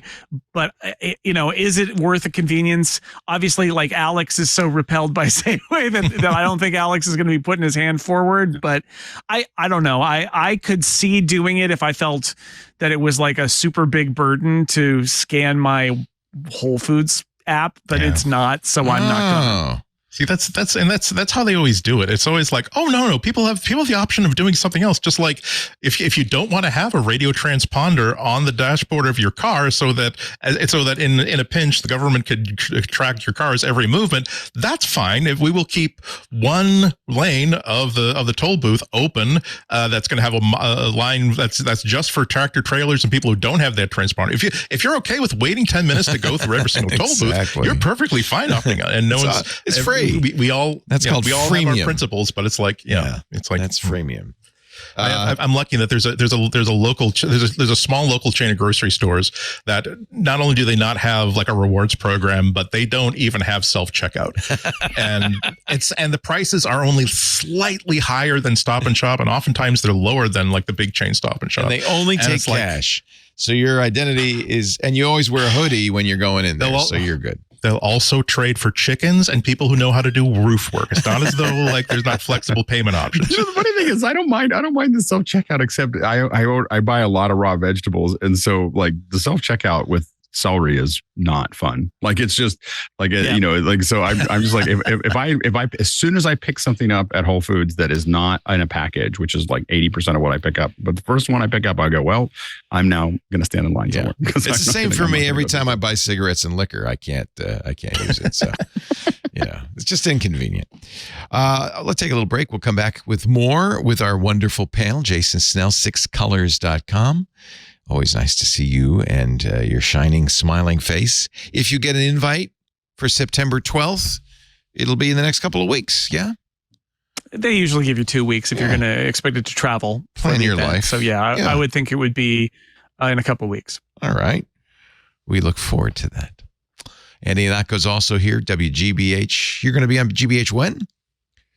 Now this is where I start to think that my appearances on GBH are inextricably linked to Donald Trump being indicted. Supposed to be on Thursday. Now I've been bumped to next Wednesday at 12:30. Damn it. Every time he gets indicted, you get bumped off WGBH. I really think people should consider that. That it's you may never be on again. You may never be on the radio ever again. If it's a conviction, I will even go farther than that. I will leave terrestrial radio forever. I'll have to sign something for that. That's not just that's not an open promise. As Patton Oswalt said, I preferred the earlier, funnier indictments. Also, also here, it's Alex Lindsay, officehours.global. What's that big yellow thing? Is that new? I don't remember that from. Oh, it's a monitor I got to put up. It's a monitor I'm just using for reference, and I just haven't gotten it put up yet. So it's I needed a little HDR monitor because we're doing a lot of HDR streaming to YouTube, and so I needed to have a monitor that I could look at that I kind of tuned for that viewing. So it's gosh, I can't believe YouTube is streaming in HDR. That's amazing. In 5.1. So we do it. Yeah. So you can do it. It's 5.1 to the TV. So if you have an Apple TV or Chromecast or whatever, you'll get 5.1. And if you, it'll fold down to binaural for headphones. The one that it's kind of in the middle is just a regular computer or whatever. But we're doing like the coverage that we did last week at SIGGRAPH. We were shooting log on so we were shooting log and ambisonic. So we had a 4-mic ambisonic rig, and we passed that back over a live view. We passed that back to our office, and then we convert it to HDR 10 and 5.1. Wow. And it's pretty awesome. Like I have to say, we were kind of experimenting with it. Now we're probably going to standardize on it for event coverage because we're using 2 mics that are just handheld and they're SM58s. We put those in the center, and then we can attenuate, like we can go up and down on how much of the environment that you hear in the surround speakers. And so you really feel more like you're there than what we've done in the past, but we still have total control over the center channel. So is your SIGGRAPH coverage on the YouTube channel? People can watch it after the fact, or yeah. It's on our channel. You can see if you look at SIGGRAPH coverage. We did 2 like 1 hour, 1.5 hour ones, and nice.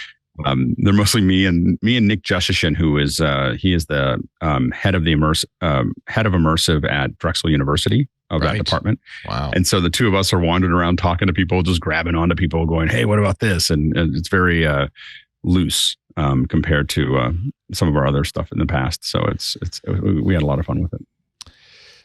Our show today brought to you by the folks at ACI Learning. They sponsor our studio. We love these guys. And I think when they first started at the beginning of the year, you might have said, well, who are they? I think by now people know. IT Pro and ACI Learning have merged. You know the name IT Pro, longtime sponsor, more than a decade, just about a decade since they opened up in 2013. As part of ACI Learning, IT Pro has elevated their already highly entertaining, bingeable, short-form content. Before the merger, I think it was 5,800 hours, is now 7,200 hours of on-demand content. And that's not because it's old. No, that's fresh content. They've got 7 studios running Monday through Friday, constantly updating because the tests change, the certs change, the software changes. There's new versions, new threats. All of that means new content. And that's what's great about it. ACI Learning is always up to date. And I got to tell you, if you're trying to get into IT, there's no better place to do it. Your personal account manager will be with you every step of the way. You can, even if you're already in IT, fortify your expertise with access to self-paced IT training videos, interactive practice labs, certification practice tests. It's so helpful to take the test before you take the real test. One user said, quote, excellent resource, not just for theory, but labs incorporated within the subscription. It's fantastic. Highly recommend the resource and top class instructors. I know some of these guys and gals, the best instructors in the world, if you want to learn IT. Don't miss these ACI Learning practice labs. They're great. You can test and experiment. You can learn the technology without any risk to you. You don't even need to have a Windows machine to learn how to run Windows Server and Windows clients. You do it all in an HTML5 browser. And if you're an MSP and you want to test and experiment before deploying new apps or updates, you could do that too without compromising a real live system. Retake the practice IT certification tests again and again until you get it right. That way you'll be confident when you sit for the actual exam.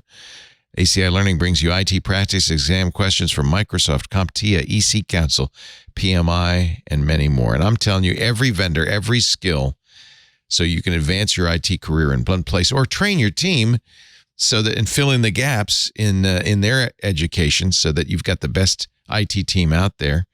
ACI Learning is the only official video training for CompTIA, because those CompTIA certs are prime for somebody getting into IT. They also have Microsoft IT training, Cisco training, Linux, Apple, security, cloud, and much more. Now, we got an event coming up in September. ACI Learning will be in London, September 26th through the 27th at the International Cybersecurity and Cloud Expo. To experience the latest innovations and cutting-edge technologies, join ACI Learning at the International Cybersecurity and Cloud Expo. Look for their booth, September 26th and 27th. Learn IT, pass your certs, get that dream job. Or if you're ready to bring your group along, head over to our special link and fill out the form for your team, and you're going to get great discounts. Our TWiT listeners get at least 20% off an enterprise solution at IT Pro and as much as 65% for volume discounts. Just depends on the number of seats you need. Get that quote at go.acilearning.com/twit. Learn more about ACI Learning's premium training options across audit, IT, and cybersecurity readiness. Go.acilearning.com/twit. Individuals, we get a great discount for you too. Use the code TWIT30, TWIT30 for 30% off a standard or premium individual IT Pro membership. Go.acilearning.com/twit. Thank you for the job you do, ACI Learning, and thank you for supporting MacBreak Weekly. You know, we've got a big event slate coming up. I just want to run through this for Club TWiT. Just around the corner, we have the Untitled AI show. Jason Howell, Jeff Jarvis are working on that. That'll next broadcast will be August 17th, 1 p.m. It's still in beta. Home Theater Geeks is back with Scott Wilkinson. That's Thursdays. We're doing a photo walk at the end of the month. Aunt Pruitt and I will be walking around downtown Petaluma. If you're in Northern California, we'd love to see you. I also want to mention, and this isn't just for club members, that I'm going to be in Green Bay, Wisconsin, meeting with AdvertiseCast. And yes, I'm going to a Packers game. And we are looking at having an event, I think, on the Friday, the 28th, 29th of September.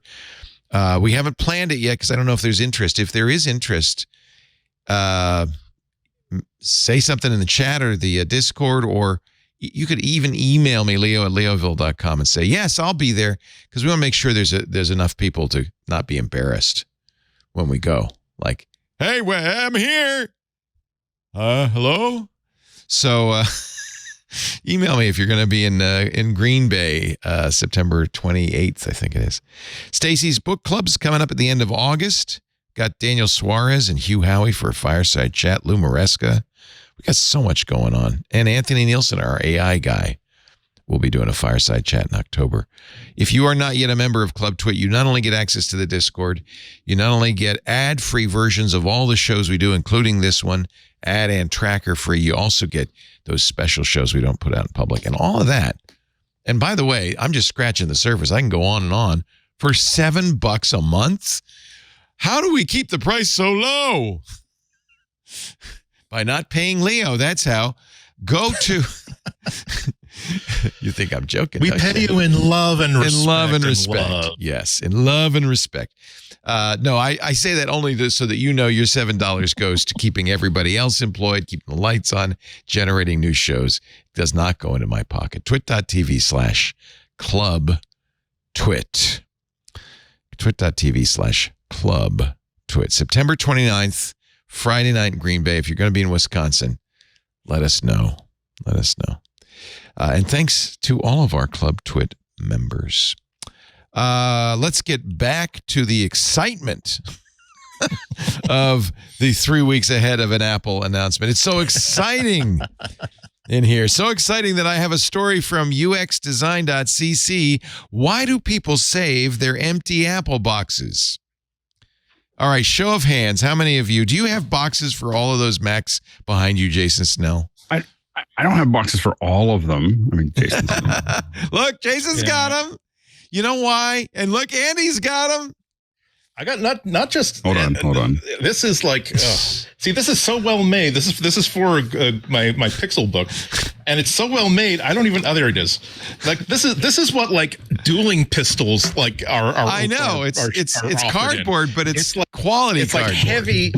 Yeah, it's like heavy like stock. It's nicely like if I cover this in leatherette again, you would think that this is just a beautiful. And I do also somewhere around here I do have like a moving box filled with like Apple boxes that are not even quite this standard, but still quite cool.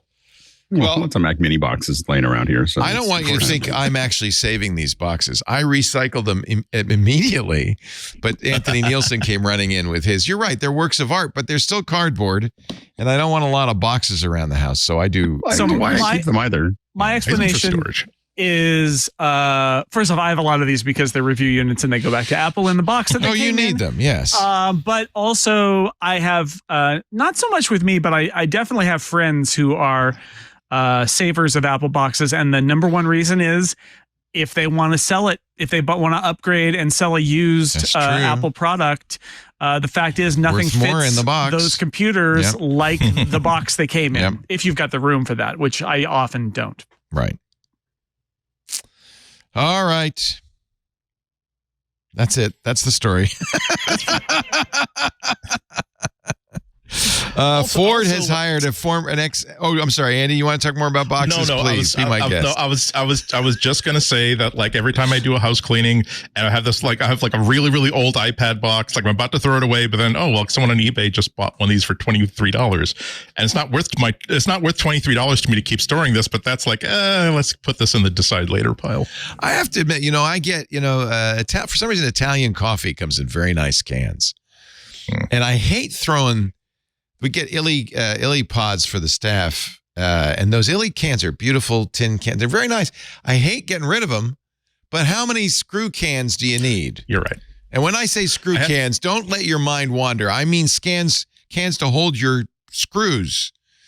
Yeah, and I went through that recently where I was saving like really good. The jelly I buy gets in like these really nice jars. Yeah, jelly jars. And I saved like 4 of them, and then again cleaning the kitchen. I'm like, Andy, let's go onto Amazon right now and find out how much like a glass jar with a nice lid cost. Hey, they cost next to nothing. So if you ever have a need for these, you can buy these for next to nothing, and you won't have like to have to scrape 3-week-old like raspberry jam out of them. So yeah, thank you to Amazon for occasional bouts of clarity. In my day, I knew more than a few people who had jelly jars for the glasses in their house.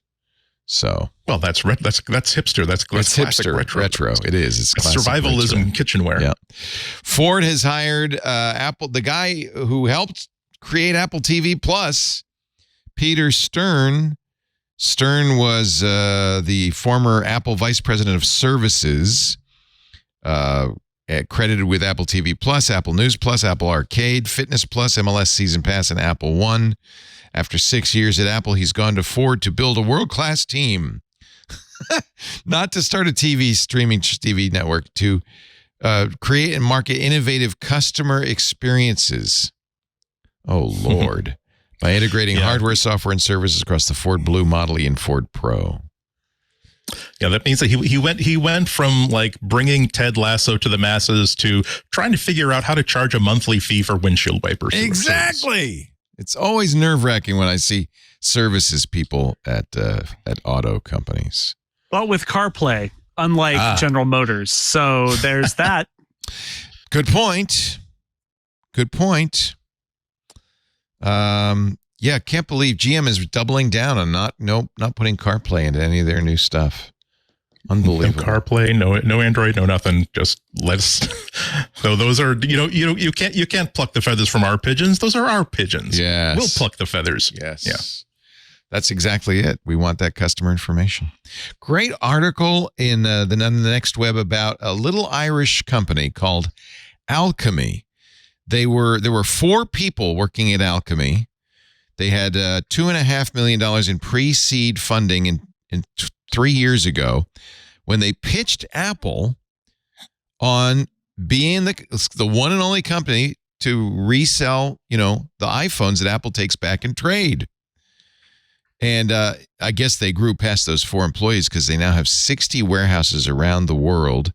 And when you bring an iPhone to Apple to trade in for a new phone, Alchemy is the one that gets it. They get all the trade-in business. It's a really great piece. They talk about the software they use that will I'm sure Apple helped on this, wipe everything from the device and reset it to factory settings quickly and securely.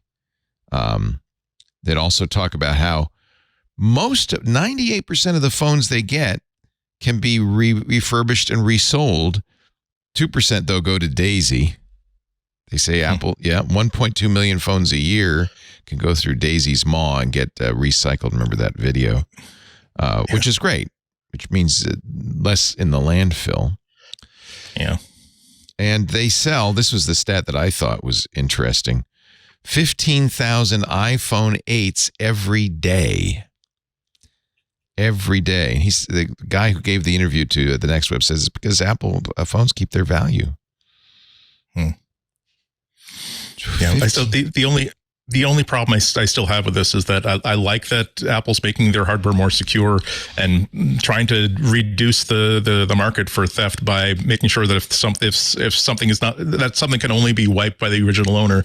However, I still think that there needs to be a simpler route for one person to sell a phone or a Mac to another person and make sure that there's no slip ups and making sure that that thing is hardware reset, wiped, and that the new owner can re-register as a brand new machine. There's that's kind of a monopolistic attitude. If Apple's saying that the only way that you can buy an Apple device secondhand or a modern Apple device secondhand and make sure that when you get it, you won't be just be buying a pile of junk that is perfectly functional but still locked to the original owner, is to go through us or go through one of our licensed and approved resellers. That's kind of obnoxious.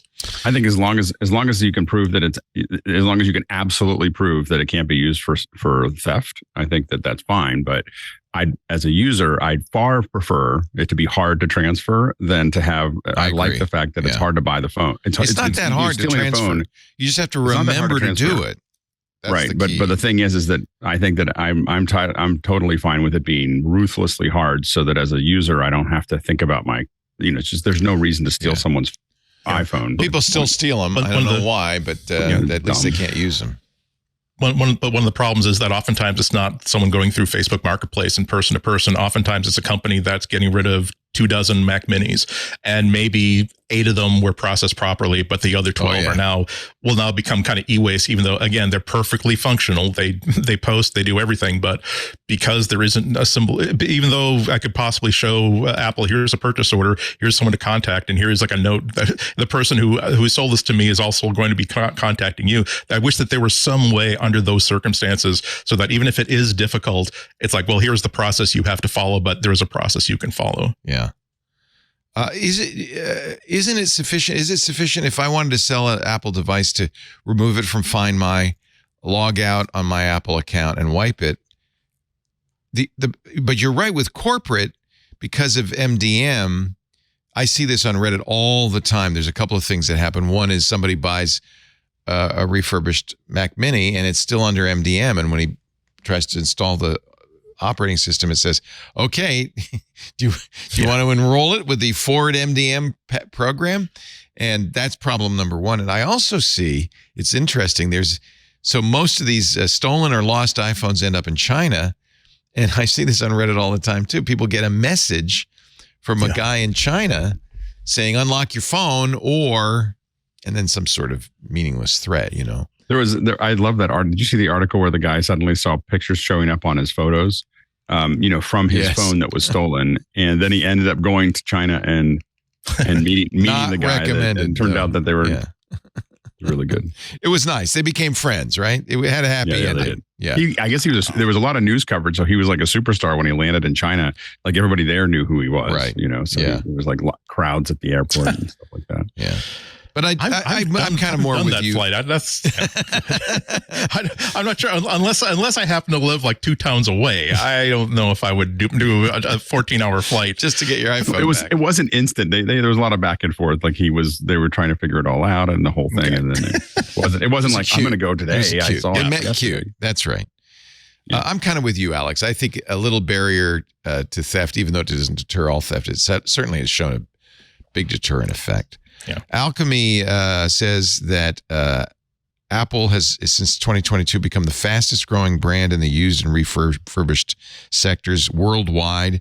They make up almost half of the secondhand smartphone market in 2022. And it's interesting. One of the reasons Apple is willing to do that, because of course that's not a sale they're making, but one of the reasons they're willing to do that is because of services. That even if they don't get you buying the phone, they're going to get you with Apple services. Well, and also I think one of the big uses, one of the real benefactors of used iPhones, I think a lot of times are kids under 18. Right. So it's also getting them people into the ecosystem. Yep. And so they're eventually going to buy a new one, but it may not be at the beginning. But, a lot of times you want to get, my kids have old iPhones of mine, and so I think that you don't want to necessarily spend that much money on their iPhones at the beginning because they'll break them. So, yeah. I think I have used up all the stuff. Let me see if there's anything else. You must have put this in, Jason Snell. Lionel Messi's Inter Miami CF journey, subject of new Apple TV Plus documentary. Are you excited? I did not put that in there, but I mean, why do one documentary about Messi when you could do two? I know how many. Yeah. By the way, numbers soared for the MLS subscription when Messi came to Miami, so it worked. Yeah. And Tim Cook's been like retweeting like information about this. Hey, we love soccer or football or whatever it is that people who are buying subscriptions will go for. Yeah, the owner of Inter Miami said that the Apple TV numbers, the MLS League Pass numbers have doubled. Yeah. Since Messi. So and that's pretty good. And the fact that didn't come from Apple, that came from this league owner, and then the fact that Tim basically endorsed it by tweeting it. So that's maybe the first admission of viewership numbers specific to one program that Apple has done. I think they certainly haven't said how many subscriptions Ted Lasso gave us. If you had one of those iPhones that slowed down as it got old, you may be in luck. You may get as much as $65 in a class action lawsuit. In 2020, Apple agreed to pay up to $500 million to resolve that lawsuit. However, two iPhone owners who objected to the settlement were holding it up. They said, well, I want more than $65.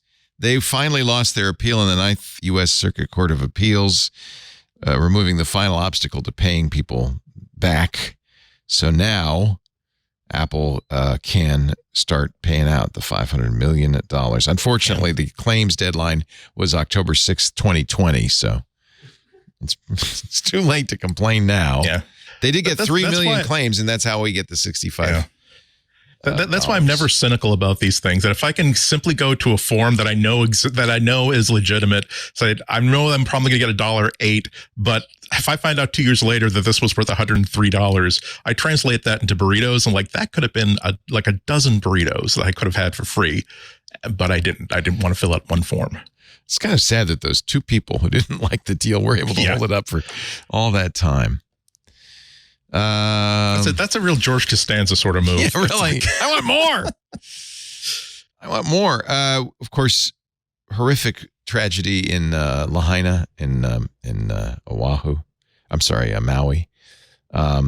Article though about a family that used the iPhone emergency SOS via satellite, trapped in the Hawaii wildfires. They were able to get help and survive.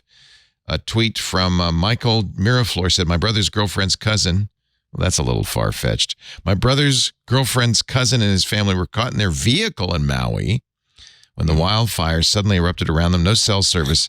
Apple SOS was the only way they could get contact with first responders. Literally saved their lives. They were in a bank at a strip mall. And he actually posted a screenshot. So I'm going to believe this between the family and first responders. Took about 35 minutes. I'm glad that's really good. Yeah. I'm glad he posted the screenshots too, because it really illustrated that it's not just, hey, there's a beacon somewhere that indicates that someone somehow is in some kind of distress. That no, they were able to have like a real conversation outlining, here's where I am, here's my situation right now, and again, 35 minutes to being rescued, and that's an Apple user for life. Yeah. Oh, another Bluetooth story. Oh, was this you, Andy? Somebody was very busy putting in stuff. Thank you. Researcher says they were behind the iPhone pop-ups at DEF CON. So what's the story here, Andy? This was funny. So I've been watching like a lot of the videos from people who are at DEF CON, and a lot of them were saying, hey, I keep getting these pop-ups saying, hey, do you use your Apple ID on this Apple TV? And I don't know. And so it's DEF CON, so you know that someone's trying out something. And so somebody on Mastodon like basically fessed up, saying that he was testing out for two reasons. He said in his little report, he basically said that he wanted to make sure that people knew that if you want to turn off Bluetooth and secure your phone, don't go through Control Center, go to settings, because if you go through Control Center, you're only kind of turning it off. Only if you go through settings, or if you put it into lockdown mode, you are actually turning it off. But he was also trying to basically he was working out weaknesses in Apple's Bluetooth protocols about how it auto connects to random devices, and it does. There's no indication that anyone was owned by this. But again, it was funny that there was for a long time that was like every third video or every third comment I said, hey, I was just walking through and I got this alert, and that is like a common annoyance. We talked a little bit about that earlier. That the auto connect to a nearby device, it's great when it is actually something that you wanted to happen and it's a device that you actually want to connect to. It's annoying when you're on like Amtrak and your iPad keeps asking you if you want to pair with nearby AirPods, and I have to say no. I don't have 40 pairs of ears. I'm good, thank you. And Joe Box, who did this, said there's no data collected. It's just sending out a Bluetooth advertisement packets that don't require pairing. It's no big deal. He says stopped by the control. Yeah. He says hoping by next DEF CON to have it working with the new iOS 17's name drop feature. Oh dear. And maybe do something similar for Android as well. He also says, just for what it's worth, maybe something to think about next year, there are about 15 possible pop-ups. He used one was kind of not, kind of anodyne, but you could also say transfer your phone number, or your OS is too old for this accessory. Click to update, or adjust your color balance. It won't do anything if you click it. You're okay. But wow. And I think anybody at DEF CON sees that's, I hope, not gonna do anything about it. It does illustrate that it's how difficult it is to make things simple. That let's go to. I don't want to use Bluetooth, and I don't want the Bluetooth things to connect to me. So I'm just going to go into Control Center, this really nice, easy little tab, and click on the thing marked Bluetooth. I'm going to watch that light go out. Then I'm going to think that my Bluetooth is off. And no, it's just turned off things that it hasn't turned off things that Apple can do, and therefore hasn't turned off things that could be exploited by knowing how Apple does things. Yeah. Apple changed the way the Control Center for Bluetooth and Wi-Fi work, where they used to be turn off the radio, and now they mean disconnect from all devices. So if you're on Wi-Fi and you just landed, but you were on the airplane Wi-Fi and now you want to actually use the internet, if you tap the Wi-Fi in Control Center, it drops you off of the airplane Wi-Fi and won't reconnect to a Wi-Fi device unless you do it manually for 24 hours. And Bluetooth, I believe, is the same way, where it will disconnect you from existing Bluetooth devices, but that doesn't mean that a Bluetooth low energy pairing request or something will be ignored, because the radio is still on, and so it will still be available. And you could still go to the Bluetooth menu in settings and pair a device, because it's not off, it's just disconnected. And I think on one level, the Control Center stuff actually works more like how people want. But if you're somebody who wants complete control, you need to know that the Control Center one is not doing what it used to do. It doesn't turn the radios off. It's just disconnecting you from devices. Yeah. It's kind of like when we used to have that switch that we thought meant like turn off the speaker, because, I'm in some place where I don't want to make noise. I'll flip this little switch that basically silences my phone. It's like, no, it doesn't silence the phone. It simply changes to a different mode in which you will still be the jerk at the concert whose phone is giving you alerts, because Apple doesn't want to screw up and not give you that alert that you sent 3 days ago about don't be late for the concert or whatever. Yeah. And I think this one's also from you Andy, and not Co. Some of mine do have signatures to them. I think I know what you're talking about. Yes. So many of us have often wondered what Peppermint Patty's pronouns would be, although there is a clue in the 52-year-old Peanuts character with her friend Marcy. We don't know much about Marcy, but we know she calls Peppermint Patty Sir. Well, I guess we're going to learn a little bit more about Marcy because, as Andy Anako points out, there's going to be a Snoopy Presents special show, One of a Kind Marcy. Finally, the show you've been waiting for. Everything you ever wanted to know about the kind, introverted wallflower and companion to Peppermint Patty. It's kind of like, remember like the second season of oh God, I'm sorry, my mind is blanking, but the soccer show that I just mentioned 10 minutes ago. Ted Lasso. Ted Lasso. Thank you. I don't know why I blanked. Just say it again. We'll edit out the mind fart. Thank you very much. You know, like in the second season of Ted Lasso, they did an entire episode of just Coach Beard like being out and kind of drunk in London with no. I love that whatsoever. When they do stuff like that. I love exactly. So here's a background character that maybe we've been taught to think of as just the person who is just the friend of the main character who just basically gives the main character things to bounce off of. Marcy is one of the nicest characters, like in Peanuts tradition. She does call Peppermint Patty Sir, but that's because she was introduced as a summer camp, someone who was going to the same summer camp as Peppermint Patty, or Peppermint Patty was like the resident advisor or something. And there was actually the one background story that's really, really cool. She has sort of like an androgynous look, certainly androgynous for like 1972 or whenever she was introduced. And it was going to be like it was a 2-week story, and the payoff of the there's going to be a joke at the end where Peppermint Patty has been assuming that this camper is a girl, but he says, "Oh no, I'm a boy. I don't know why you thought that." But then he liked the way that those two characters were bouncing off each other, that he thought it would be nice to have like two girls be friends together, and she didn't want to ruin that by having a crass joke that wouldn't go any further. Aww. So yes, I'm looking forward. As it premieres on Friday, I'm setting I've got a brand new VHS cassette. I'm setting the recording speed to SP. I'm looking forward to it so much. I have 2 picks of the week, so I think we should take a break, and then we will do our picks of the week in just a bit. Andy Anako, Jason Snell, Alex Lindsay. Our show today brought to you by my sheets. Well, every other week, my sheets, because I got to get a second set of Brook linens. I love these so much, but I change the sheets every week, and so I only get them 1 week out of 2. And if I had a second pair, then I could just rotate them. That would be great. Brook Linen. Who says you can't vacation in the comfort of your own home? Brook Linen is here to keep you cozy all summer long with their award-winning sheets and home essentials. Brook Linen is the perfect way to build your own oasis to escape the heat. The options are endless. Do yourself a favor and simplify your shopping by bundling bed, bath, and both. That's what we did. You could save time and up to 25% when bundling your new favorite home essentials. Brook Linen was founded by husband and wife duo Rich and Vicky in Brooklyn, where else, back in 2014, with one idea in mind: to provide customers with hotel-quality luxury bedding. You know when you go to a fancy hotel or a cruise ship and you get in bed and they go, "Why can't my bed be like this at home? It's so nice." Well, it is now with me thank you, Brook Linen.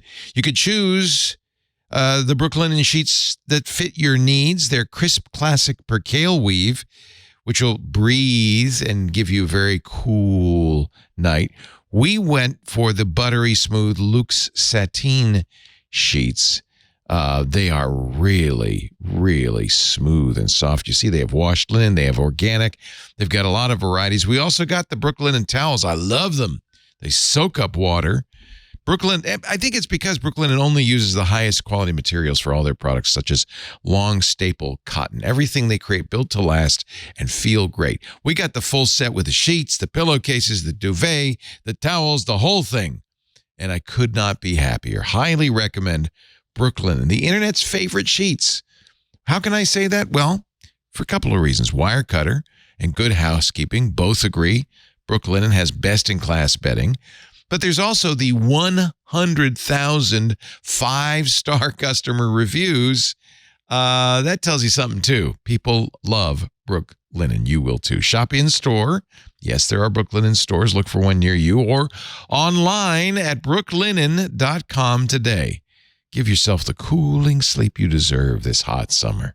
Use promo code MacBreak. You'll get $20 off your online purchase of $100 or more, plus free shipping. brooklinen.com. We love our Brooklinen. Oh, we love it. BROOKLINEN. brooklinen.com. Promo code is MacBreak for $20 off plus free shipping. It's not too late to enjoy a great night's sleep from Brooklinen. brooklinen.com. Offer code MacBreak. Scooter X has been mentioning this again and again, and I did have it bookmarked as my pick of the week, but it's actually not going to be my pick of the week, but I will mention the full movie Love Notes to Newton is now out and free on YouTube. So if you, there's Harry McCracken. If you, like me, have a whole bunch of Newtons, if you still love your Newton, conversations with some of the people who created it, some of the people who still love it, some people who still have Newtons and use them every day. It's an hour and a half, and it's great, and it's free. So if you want to know more about the history of the Newton, Love Notes to Newton, the full movie is available. The channel's called Love Notes to Newton, so I think you'll know where to find that on YouTube. And now, Jason Snell, your pick of the week.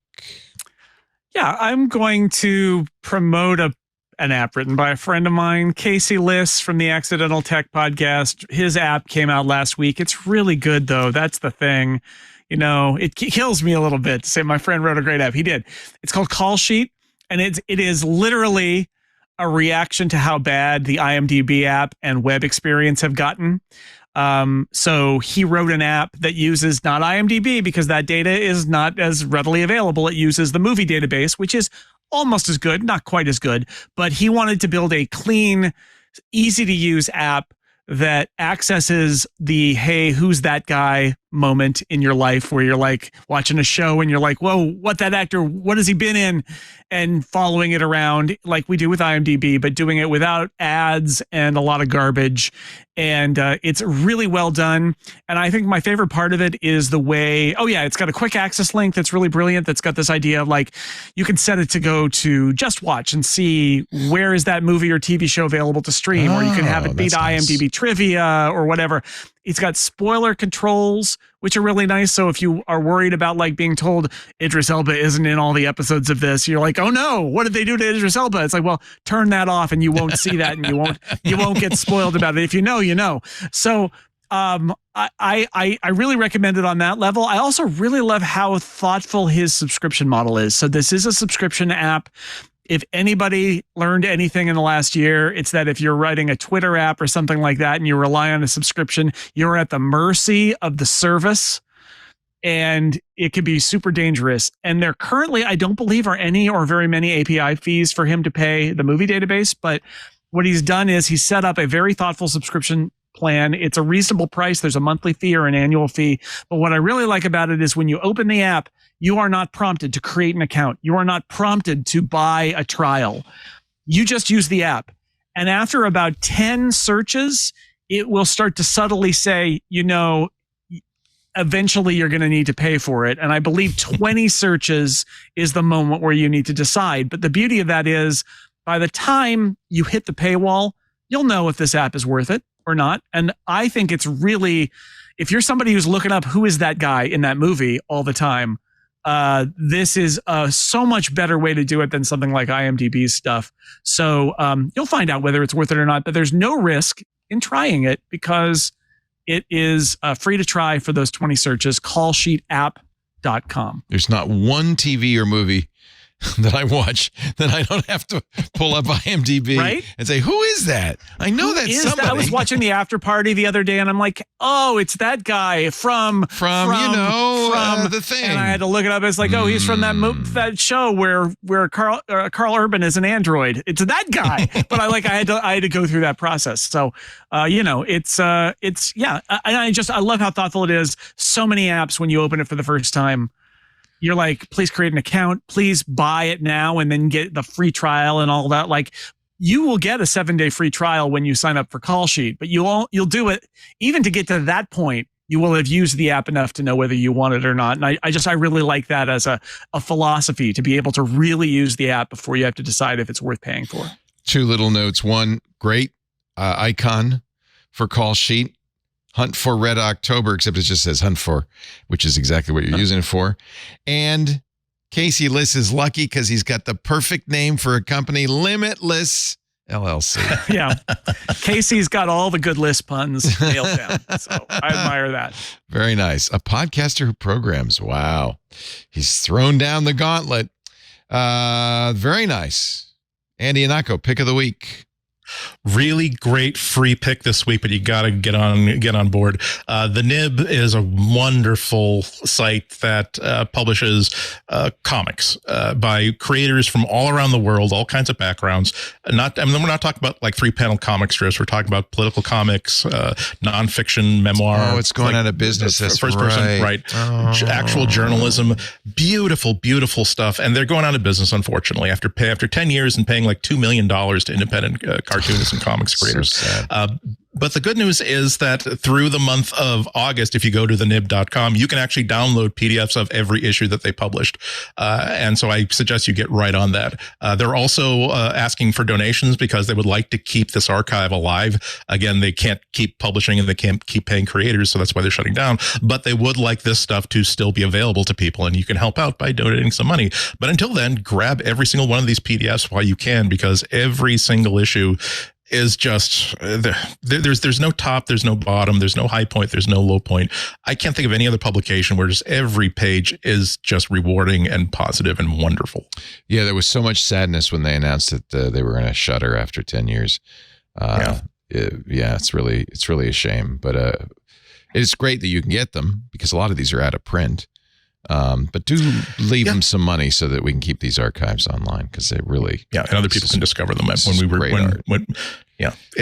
terrible when creative work just is allowed to die, either because it was a movie that had its day 30 years ago but is not valuable enough to be repeated, a live stage performance that was never recorded to begin with except for one illegal copy. And when that happens, it's like all this beautiful stuff, all these beautiful creatures of the earth were killed before they could flourish and they could establish their permanent foothold in our society and our consciousness. And so by keeping these things online, all these things can live another year, 5 years, 10 years, hopefully 50 years, and they deserve it. Yep. I agree 100%. The Nib at thenib.com. OfficeHours.global host and man about town, Alex Lindsay, your pick of the week.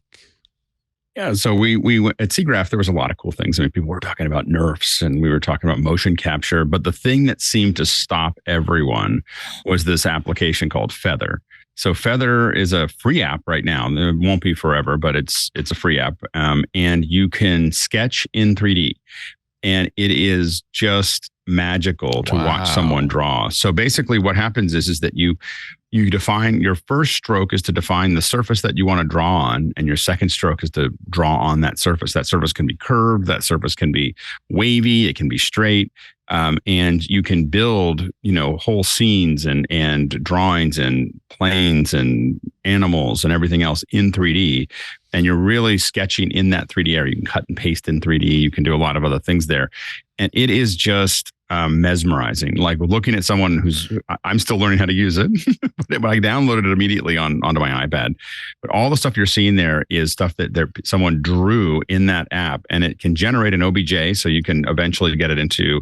So you could literally draw this, save it out as an OBJ. I haven't tested this yet, but this is the next thing I want to do but it should work, that you should be able to draw it, export an OBJ, put it into USDZ, and text it to somebody, and they'll pop up on their desk, of a sketch. And it was just, they've been doing, I guess I talked to the CTO and the designer of it, and they've been working on this for 3 or 4 years. And so this is just their coming out of like, here's the product that we worked on. So it feels much more mature than a version 1. And, they're going to probably move into some kind of subscription model at some point. But right now it's free. And if you do any kind of sketching, even if you just want to see, there's very few times where I look at something and it's just kind of a magical tool on the iPad. And this is one of those times, and it's just all of us were just kind of stunned watching it. And there was all these people. They had a huge LED wall there. You'll see there's some live coverage of it that we're showing it. But there's all these people just staring at this giant wall of someone drawing in 3D, and it's unbelievable. It's like that little pen that you drew with lines you could draw in real, except that it's digital. Yeah. It's just. I'm sorry. I'm totally with you. I'm watching the demo video on the screen, and you're right. Just watching people draw free. It's not CAD. It's not like squares and polygons. Yeah. It is ink drawing in 3D, and watching them turn to add details to different views of this is just like, this is magic. This is like a movie prop. You know what else it tells you is how good the iPad is. I mean, this is in smooth, flawless animation. You're able to rotate this object on this little inexpensive non-computer computer. And they were using like old iPads. This is not like they were up there, I think, purposely not using a Pro iPad. It was like a little, it was iPad Mini was one of the ones they were using. And just, I think they were proving that you need a pen. You got to have a pen. So it's got to be it's whatever the minimum that uses a pen, but it's just magical. And it's free. It's free right now. So. It's not CAD for people who aren't watching. It's not like it's CAD for people who are designing things they intend to 3D print or put into like a modeling program later. It looks like something like if you draw any sketchbook, now you can draw and just be creative and have things out of your mind. And I'm sorry, I'll stop blathering, but good heavens, I can't wait to try this. Look at the tutorial. I mean, the things you can do. Yeah. I mean, what? And it has a great tutorial where it kind of walks you through, this is how you do this, this is how you do this. And then it leaves you in the model that it stepped you through, so you can start to fiddle around with it. And there's very few times when I just go, this is truly a new app. Like it's not like I can't, it's like something that's just truly amazing. And this is one of those moments. And so I would highly recommend downloading it and play with it now.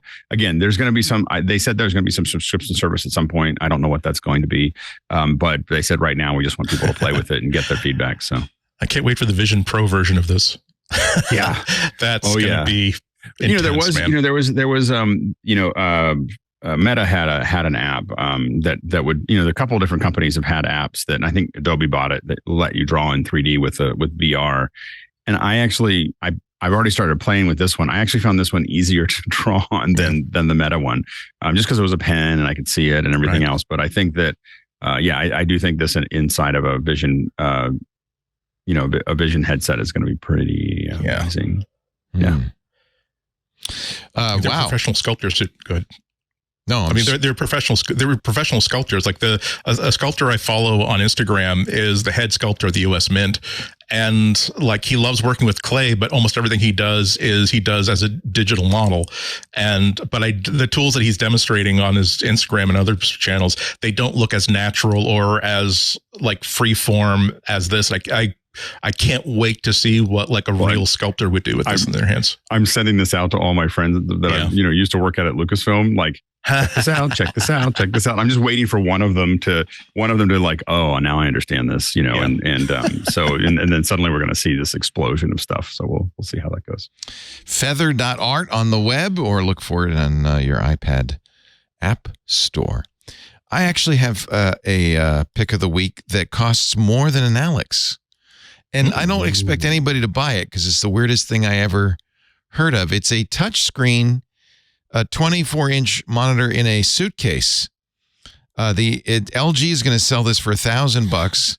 The Stand By Me, there's no D, Stand By Me Go portable smart touchscreen, and I guess it's for camping.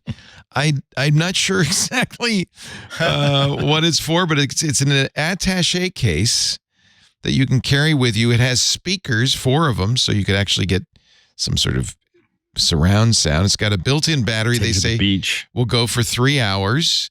Although if you're in a car, I guess you could plug it in. It does have a touch screen, which is great because you can use it to AirPlay from iOS or your Mac. I'm not going to buy it. But you can pre-order it now. I just thought somebody will want this. It's crazy. And some of the applications they show, like this record player app, are just hysterical. It is the LG Stand By Me Stand. And is by it 27 me. inches? Is it? I think that's what they said it is. Let me see how big it is here. Your screen, your way. And I'm just getting that from their serial number. It has 27 in it. Usually that means that there's 27 inches, but I don't. I don't see here's anywhere all it lists specs. it. Let's see. Here we go. Couldn't find it. 1920 by 1080, 60 hertz refresh rate. It is a I see this the DPI, but I mean the resolution, but not. I think I remember reading that it was 27 inches. You got it. Maybe you should get this out. I mean, it looks. I don't know what I would do with it. The funny thing is that if I'm getting color correct, I mean, when I say that, you're in trouble. For me, I buy lots of cheap monitors and then usually one really good one. Yeah, so that I can look at something. But because I just leave them on all the time. Bad. But it is kind of interesting for a 3-hour battery life. Put it in the back of your car and go to the beach. My whole thing is when I go to the beach, I really just want to go to the beach. Like I know that I sound like a really techy person, but I'm just one more nice thing. It rotates, so you can have it in portrait mode, and then now I could do my Skype So I guess it mounts to its own. I guess it kind of mounts to its own arm inside of the attaché case. I could see. Here's the thing. I could see that as a relatively useful thing for power, or presentations. Like you want to show something, so you go to someone, you open up the briefcase, you open it up, ready to go. That you're not going to have. So I don't get the whole beach or back of the car thing, but I do get the idea that I could bring a monitor to some presentation, and I know that I'm not trying to use their projector, or I don't know if there's going to be a projector or that kind of thing. But 20 watt 4-channel speakers. So I'm gonna say it's 27 inches because they also have a Stand By Me that goes on a stand for $900, and it's 27 inches. So yeah. So I'm gonna say 27 inches. LG's always thinking crazy. They're the ones who do the roll up screen. They do some interesting stuff. But really good monitors. That picture, and it's not like there are like 1,000 pictures of the product. There's like maybe a dozen, and one of them is you open the lid and here's the screen that looks like the top view of a record player. It's that is a marketing department that says, I don't know, just what? Let's say that too. I don't know. Throw that in. There is no app that does that, but you did it, so let's do it. Yeah, it comes with WebOS. Nice. And that's all the other LG TVs. How long is a soccer game? How long is a soccer game? If you really want to make it clear to your kid how little you want to be here right now, screw the phone. Bring your entire. You can see a 27 inch for like a tailgate or something like that. Okay. They're going to watch it. You don't have. Tailgates are pretty intense. Stand By Me Go is the name of it. Here's the people. By the way, I got to show you. Here's the people listening to the records at the pool. Yeah. Playing chess. You can play chess on it. Chess thing I get more than. Yeah. I get the chess thing a lot more than the record player. It could be a fireplace. It could be anything you want. It could be your band. I don't know. I'm so tempted to buy it, but I won't. But I'm so tempted to buy it just because it sounds so crazy. This is marketed towards people who have, if they don't spend the remaining $1,100 in their budget by this quarter, they're trying to get their budget cut. It's burning a hole in my pocket. Yep. Well, that just about does it for this MacBreak Weekly. Once again, we've stretched absolutely nothing into 2 hours and 14 minutes of prime content. So glad you tuned in. Jason Snell has many podcasts. He has to do this several times a week. True story. 6colors.com/Jason if you want to see all of them. Anything you want to plug? Hey, I'm on the front page of The Verge today, so read my article about why the iMac is important, and you should remember the iMac 25 years later. Oh, this was your article. Yeah. I didn't even see the byline. Look at that. Yeah, it was a good article. I read it. Oh, well, I should have known. I should have known it was good. Surprise, Leo! I should have known. It was straight out of Bondi. Wow. I think I gave it a plug without even knowing it was your article. So there you go. Thank you, Jason. Yeah, these articles on The Verge are getting better and better and better. I don't understand it. Is this your first for The Verge? I haven't seen you in The Verge before. I've written, I think this is my fourth for them. They come to me every now and then. They say, hey, you remember old things involving Apple? Why don't you write about remember it? this Mac?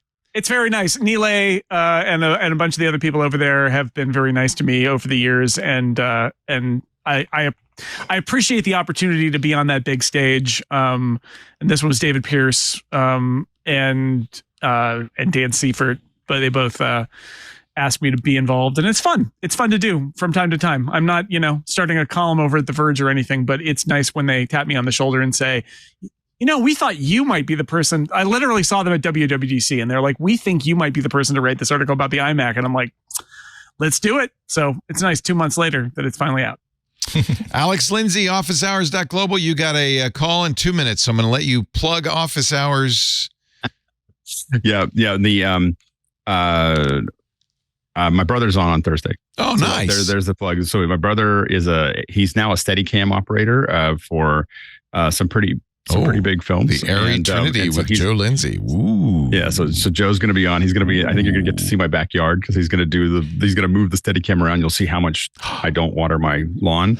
And so anyway, so that's going to be Joe's on Thursday. It should be a lot of fun. We had Jason Del Rey, who was on TWiT. When we met on TWiT, we had him on the graymatter.show last week. Nice. Talked about his book about Amazon. Yeah, so that was a good book. Yeah.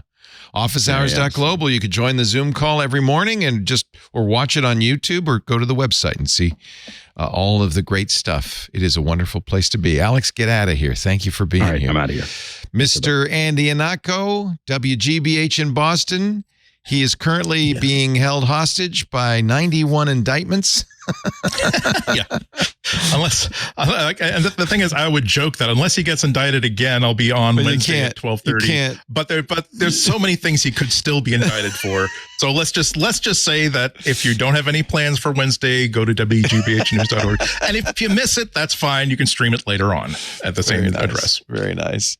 Thank you, Andy. Thank you, Jason. Thank you, Alex. And thanks to all of you for joining us. We do MacBreak Weekly Tuesdays, 11 a.m. Pacific, 2 p.m. Eastern, 1800 UTC.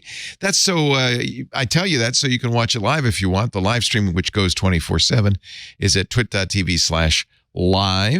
If you're watching live, chat with us live. Our open to all IRC chat room is at irc.twit.tv. You could use an IRC client, but the best thing to do is go there in a browser. At least you get the settings, or you can even chat in the browser. irc.twit.tv. After the fact, the website has every episode of MacBreak Weekly going way back to 2005, twit.tv/mbw. You can also see right there's a link to the YouTube channel dedicated to MacBreak Weekly. There's even links to various podcast clients so you can subscribe. Subscribing is the best thing to do. That way you'll have it available to you the minute we post it in a couple of hours. And so you can listen at your leisure. Thank you, everybody, for joining us. We'll see you next time. It is now my unhappy duty to say, get back to work because break time is over. Bye-bye. Hey, I know you're super busy, so I won't keep you long, but I wanted to tell you about a show here on the TWiT network called Tech News Weekly. You are a busy person, and during your week, you may want to learn about all the tech news that's fit to, say, not print, here on TWiT. It's Tech News Weekly. Me, Micah Sargent, my co-host, Jason Howell. We talk to and about the people making and breaking the tech news, and we love the opportunity to get to share those stories with you and let the people who wrote them or broke them share them as well. So I hope you check it out every Thursday right here on TWiT.